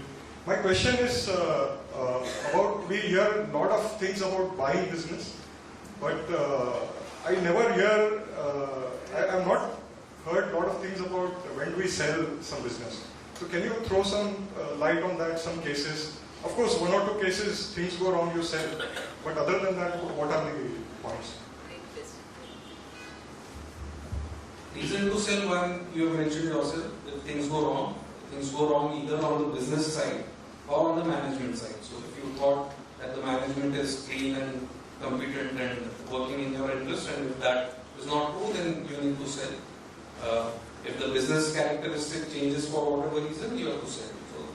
So then sometimes you get out at a profit, sometimes you get out at break even, sometimes you lose money. But if things change, then you have to sell. That is one clear category. The other more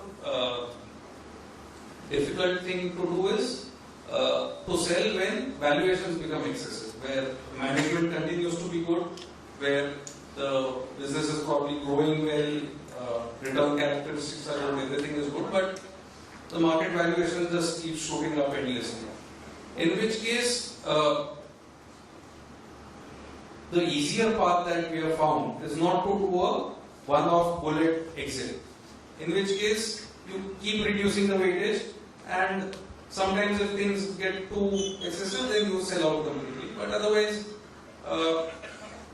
exiting in parts helps, so that you don't have to decide on a point estimate saying at this point it becomes overvalued and before that it's fine to own. Then you stretch out the exit. Hi. Sorry. One last question from the audience here, and then we'll move to the online questions. Yeah, please go ahead. So Facebook and Alphabet are both big parts of the portfolio, and both of them, their current revenue is dependent on advertising. Right? There is this whole trend of ad blocker technology, especially where mobiles are concerned.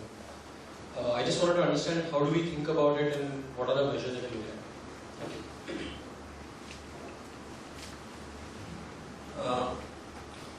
So a lot of these numbers get bandied around,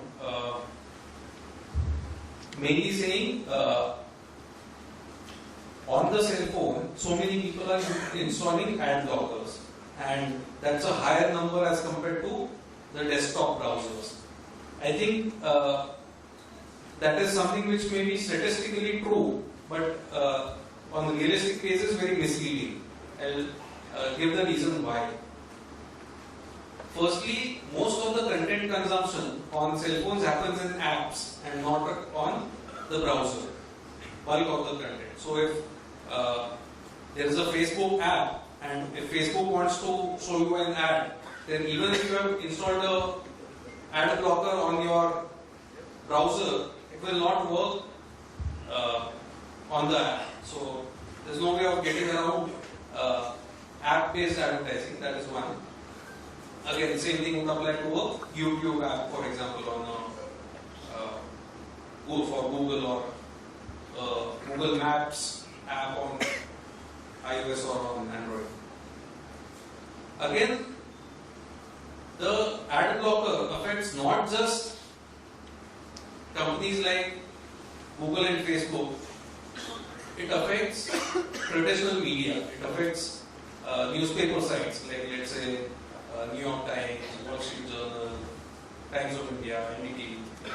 So, if you have been visiting any of these sites, or lately many of these sites, if you have ad blocker installed and if you go to the content, you will get a message. We see that you have an ad blocker installed. Now, we hate ads as much as you do, so either subscribe to our newspaper, pay us these many dollars or pay us this much of rupees, or disable the ad blocker, then you will be able to see the news story.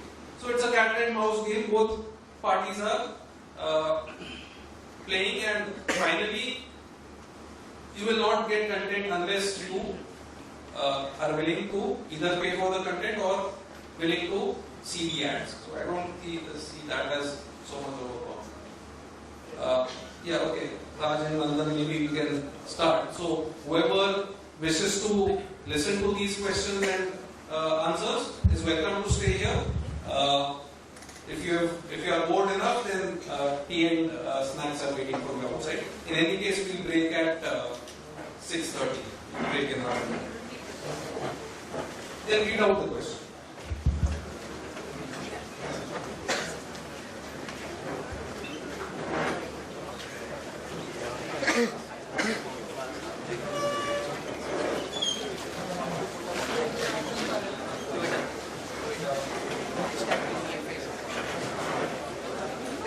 request not to cross the camera, please. We'll be starting the question, so please use the rear exits for people who want to go.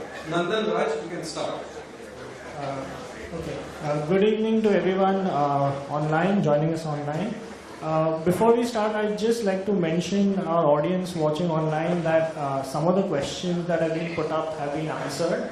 So questions regarding pharma industry, insurance industry, FANG stocks, banking exposure, learnings from Noida, Toll Bridge Company. Those have been answered, and we will be putting up our video online, so we can check it out. One more question that has been asked is regarding liquid fund, and we made an announcement, so do check that announcement out as well. This question has been partially answered, but I think you want a little more color on it. And so it's on the arbitrage position, and why do we do the arbitrage, and what are the risks associated with the arbitrage position? Okay. So, firstly, let's look at the scheme design. The scheme design is such that minimum 65% of investments have to be in Indian equities. So, what is the significance for this minimum 65% Indian equity investment? The significance is that if the investor holds a fund for more than 1 year, then the capital gains become tax exempt, since it will be classified as an Indian equity fund. Now what happens is that sometimes our Indian equity exposure may be lower as compared to 65. Let's say if the exposure is 60%, then to take it back above 65%, what we would do is we would deploy 5 to 6% of the money into arbitrage positions. So what are these arbitrage positions? Let us say we buy 100 shares of company A. We will simultaneously sell 100 shares of company A in the futures market on the National Stock Exchange. Because of this, whether the price of company A goes up or whether it comes down, we will not gain or lose on account of the stock price movement. What we will gain is somewhere about 6% per annum return from these arbitrage positions. What are the risks associated with this arbitrage? Risk is that of National Clearing Corporation Limited, which is the NSE's clearing arm, going bankrupt. That's a credit risk that we run. That's a very remote possibility, and that would be a risk that any equity investor would run anytime they are buying or selling stocks, even cash positions, not derivatives, even cash positions. If you deliver shares to the clearing corporation and you don't get money back, then that's a risk that you run. So it's a remote risk. Risk is on a well-regulated entity by SEBI, an entity which takes huge amount of margin to ensure that defaults do not happen. The trade is guaranteed by NSCCL. Otherwise, I don't see a risk from these positions. Of course, execution risks would be there, like in any trade. If only one leg of the trade gets executed, etc. But again, these trades, both legs are given to the same broker, and it's the broker's responsibility to ensure proper execution, and otherwise we can refuse to accept a trade which has not been executed as per instructions. So I don't see this as being a too risky strategy. A lot of arbitrage funds are there by various fund houses, so people who want to know more about these can look at the arbitrage fund offer documents which are there online. Okay, the next question is, given that there has been cash pile up in our fund, would we at some point consider not accepting additional money? So we are not into market timing. As we speak, we are every day looking for opportunities. I have answered this indirectly earlier, saying, are you bearish because you have 18% cash? So answer is I am 82% invested. So why don't we look at that? So the stocks that we own, we are happy owning them. We could add 2 holdings over there. If some, let's say, we deploy 5% each in 2 stocks, suddenly you will see a 10% deployment happening. So identifying opportunities is a continuous process, and we continue to do that. As of now, we do not see any reason to stop inflows or to be so pessimistic. The next question is regarding our rationale behind increasing allocation in Zydus Wellness and in Mahindra Holidays. Although I think Mahindra Holidays, there has been a bonus of 1:2, so maybe the questioner is alluding to that. Yeah, Mahindra Holidays, we haven't purchased any shares, so it would be a corporate action. We haven't purchased shares for quite some time. Zydus Wellness, we like the business. It's especially the artificial sweetener space. They are in all 3 segments, which is sucralose based, which competes with Splenda, aspartame, where they compete with Equal, and even the natural sweetener, which is the stevia based thing. These guys have, although statistics are hard to come by, apparently they have more than a 95% market share in the artificial sweetener space. And given that India is a diabetic capital of the world, once people have a condition and if people want an alternative to sugar, these people see volume growth coming in. And the base is quite low for the company right now. The market cap is not that high. But they are unable to grow in the volume terms for last 5 years. So we are waiting for the volume growth. So sometimes, so they also have investments in, they have business in various segments. Artificial sweetener is just one category that they. The maximum money is coming from artificial sweetener. So the sales growth will not be visible if Nutralite is, let's say for example, not growing, or if face packs have a degrowth, or if some of those newer categories are losing. So, a couple of people have asked this question, why PPFAS is not considering one ELSS scheme which gives tax advantage.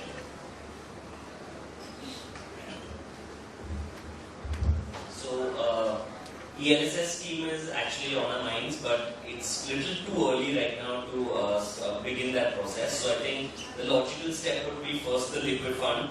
When we have sizable corpus in our flagship equity scheme, we probably think about an ELSS there. The other thing with ELSS is that we can't mimic the flagship scheme right now, which has a 65-35% allocation. If we start an ELSS scheme, it would have to be a whole new scheme, because 80% needs to be invested in Indian equities, so it wouldn't mimic. So that's something that is definitely some way down the road, but it's a possibility that will happen in the near future. Okay. The next question is on Google. So why don't you reduce position size in Google given increasing regulatory risks? So regulatory risk has been cited for many months and quarters. It's not that it's not real, it's definitely real. We have seen fines being imposed in the European Union. There were recently congressional hearings on different aspects in terms of political ads and things like that. There are these antitrust investigations which keep happening off and on. However, these are the problems of success, and one can't get away from them. So, as is widely joked, it's better to have income tax problems rather than have income problems. So these are companies which are doing well. All this noise about regulation, antitrust, in fact, reflects on the strength of these businesses. Will it in some ways slow them down? Yes. Should they behave more responsibly and not behave like bullies? Definitely yes. So nowhere are we factoring in, let's say, a 70% kind of growth rate continuing, or somewhere base effect will catch up. These may not grow at 25%, maybe growth will come down to 20% or 15%.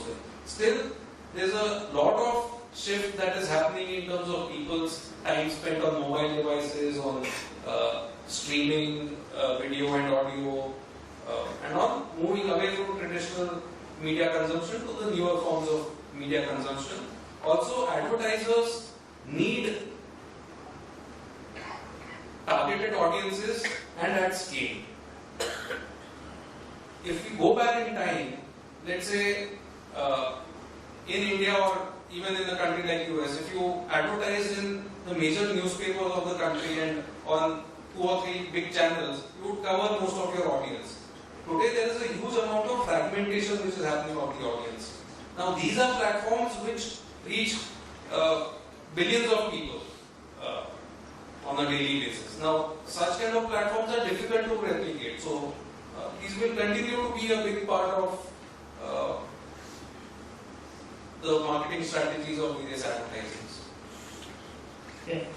The next question is on thoughts on exiting the positioning of Gujarat Gas and what was the rationale behind it? So we have exited Gujarat Gas. We have reduced weightage a bit in Indraprastha Gas. Traditionally, we have liked these businesses because they are monopolies in their area. Again, they keep growing. There was an attempt of regulation coming in on the returns that they can make. That was thrown out. So as of now, they are unregulated monopolies and things like that. Gujarat Gas, one, it changed ownership in the past from DG ownership to becoming a state PSU. They went through a merger with a state PSU. That merger brought down the return ratios and of the financial metrics. I am not saying that these companies will not continue to do well. They will continue to be monopolies in their area for a while. They will see some volume growth, but many times the capex that we are seeing in these companies is more towards inclusion of various areas, spreading the network wide rather than pure business metrics. So business metrics have not been that great. Financial results have been moderate. Valuations have gone up quite significantly. So I thought it made sense to exit. This is a hard ball from our online participants. So it's on thoughts on Rajiv as the fund manager, and is there a key man risk associated with it? And so I benefit from all the from being on stage, and the person asking the question is the person who does the work, meaning Nandan, people like Nandan, Vaibhav, Raj and Ronak. It's a team that runs it, and finally in any organization and with every person there will be some sort of a risk. So people, even for a large organization, say, oh, after Aditya Puri retires, what happens to HDFC Bank? Nothing will happen to people. Are there, and these are organizations that are running. You want to add anything there? So we had a key man risk back 3-4 years back. I think the fund's name is called Parag Parikh Long Term Value Fund. And when he was only not there, that was a big key man risk. But I think we've survived and we're strong for that. And I think, Rajiv is a very important person in the organization. There's no doubt about it. But it's an organization for a reason. It's not a one-man show. So I think we'll continue. I mean, hardships are part of life, and we've learned to tackle them and go ahead with it. So that's it.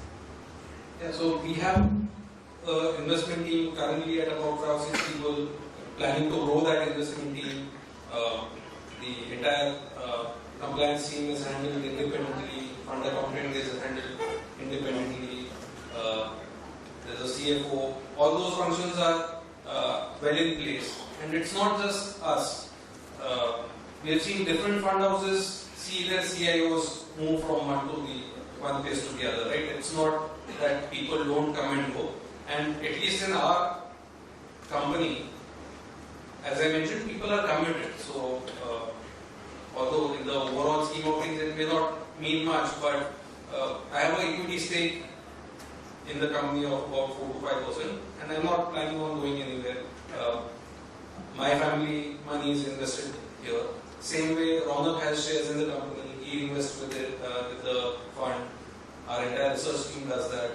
Other people are there. So, again, for the online participants, it's difficult to replicate the experience of being here, but there are so many people from PPFAS in this room and outside that if people come to the meeting physically in Bombay, they will be able to see that 50% work in the company. It's not that one person takes the key in the morning, opens the door, and in the evening rolls down the shutter and locks it.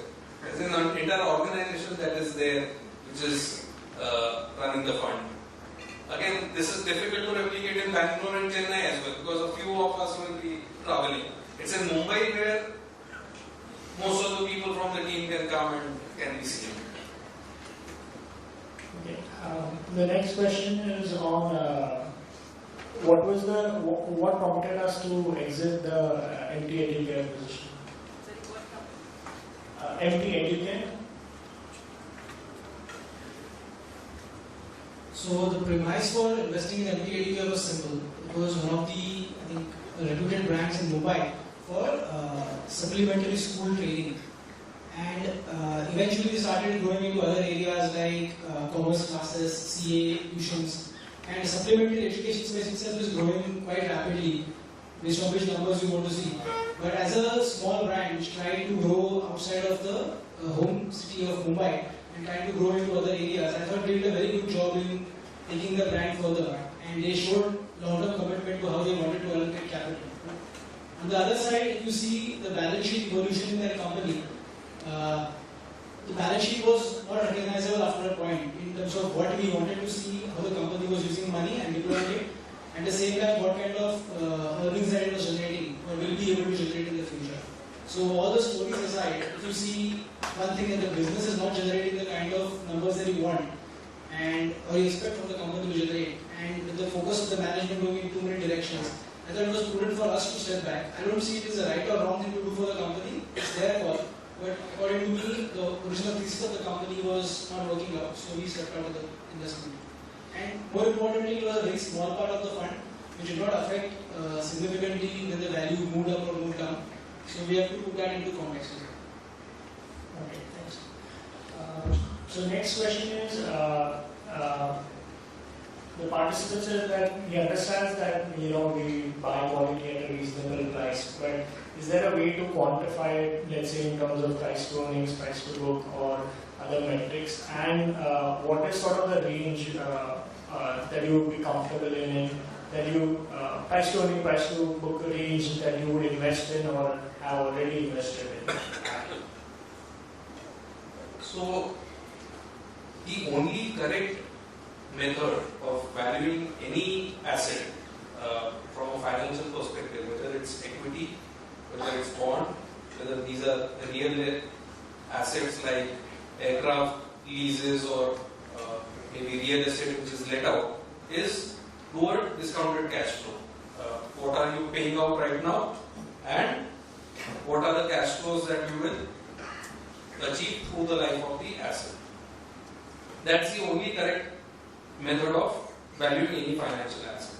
Now in equity context, if you wanted to be academically correct, then you would say, let's say my return expectations are 15% and these are the cash flow projections I have for the company from now to eternity, discount them to the present value and see whether it's lower or higher than the current market price. Now that is easy to do in an asset like government security or things like that. Very difficult to do in an asset like equity because things are so unpredictable. So someone has jokingly said that DCF is like the Hubble telescope you move it 1 inch and you are in a different galaxy. Again, there's this joke that keeps getting said in the context of chartered accountants. I hope that's not true today. They say, engineer is asked what is 2 plus 2, he says 4. Chartered accountant is asked what is 2 plus 2, chartered accountant says, aapko kitna chahiye? It's just a joke, it's not true, I am a chartered accountant, I don't know anything like that. But this is 100% true of DCF. If you play around with growth rates, if you play around with discount rates, terminal growth rates, you will come to any value that you want to. Now, given that disadvantage of DCF, you have various proxy methods like price earning ratio, price to book. These have their own disadvantages. Now, price to earning. What is the price to earning of Amazon? We don't know. There will be some number on the financial side, but Amazon will be making profits on, let's say, book sales, which is the first business they enter, and they will be losing money in emerging market like India. The number reported will be a net number across all segments together. You don't know what the real price earning ratio is. So it's very difficult to have these numbers put out saying price to book, below this is a buy, this is a hold range, and above this is a sell. There is an element of judgment involved in this. So a long-winded answer to a simple question, difficult to quantify. I can't give a clear answer. So the next question is regarding if someone is looking to invest today, would you suggest them to stagger their investment or do a lump sum investment? Psychologically, it's simpler to stagger. That's the only advantage that staggering gives. So you feel happy if market goes up, saying "Thoda to pehle dal diya," and if market goes down, you justify to yourself, "No, don't worry, I've put in only a little. I still have more to put in." So psychologically, it's easier to stay the course if you are putting money in a staggered manner. The answer to that will depend on whether markets go up or down. If markets go up, then it's better to do a lump sum. If markets go down, it's better to do staggered or to defer it completely, to do it later. We don't know the answer whether the market will go up or down. As long as the investment horizon is long enough, either way should work fine. If you put money and don't lose sleep over it, you'll probably do fine.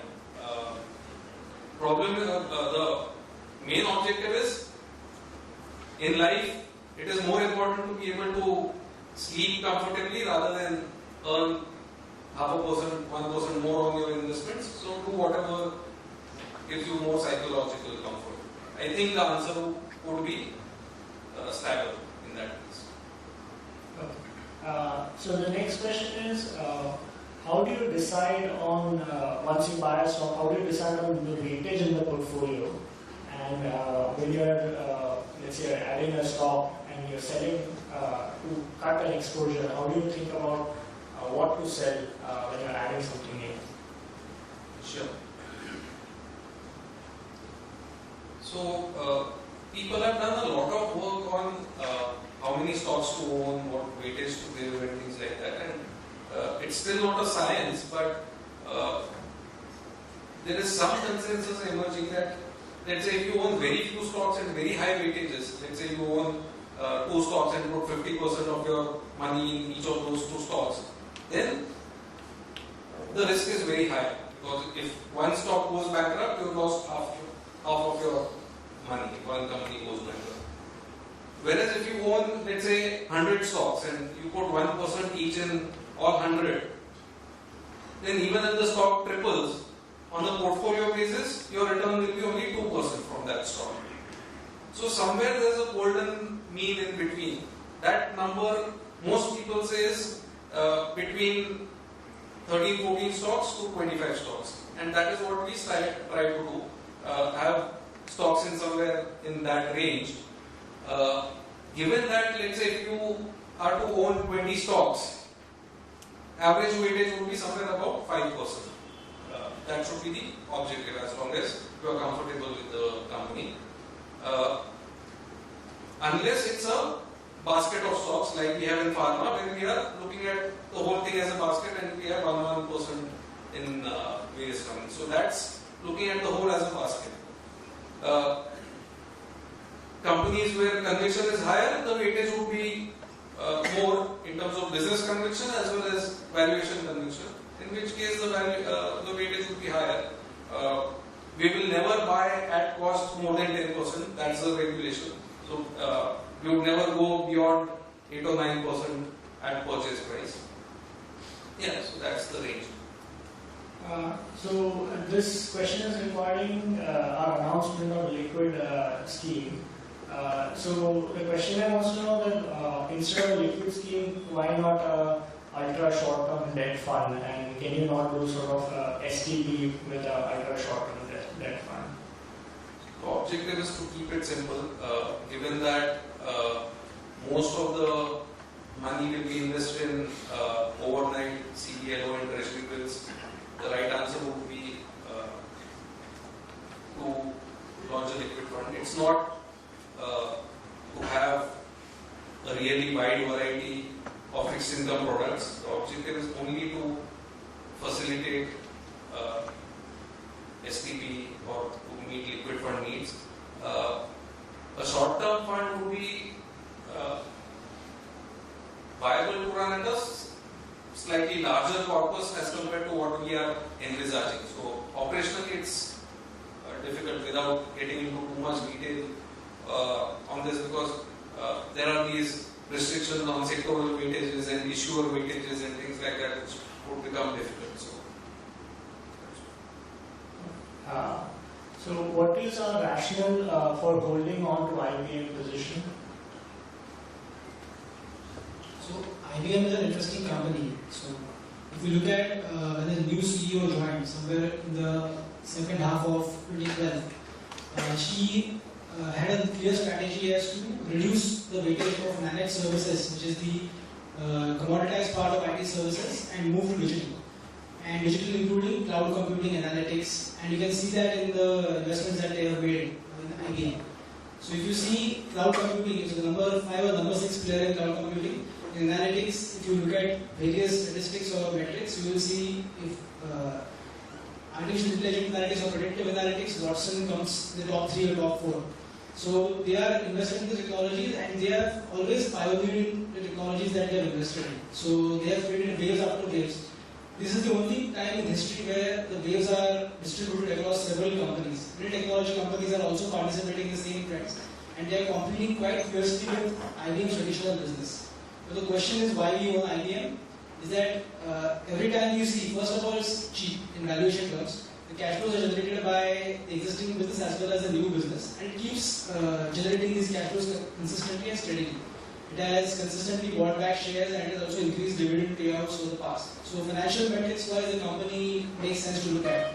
On the strategy side, yeah, there might be a longer wait time, and if you want to say buying early is a mistake, then yeah, it was a mistake to buy a little early. But I think if you look at the metrics, they have been transitioning quite significantly to the newer, faster growing areas. So for example, 5 years ago, IBM's digital space was about 10% or 15% of sales, which is now about 45% of sales. And that grows at about 20% on an average. So which is an interesting thing to see after a few years, where that number is going to be and how much the impact on cash flows and sales growth is going to bring up. Yeah, that was the last question. Thank you everyone for coming out in large numbers, both physically and online, and hope to see you again next year.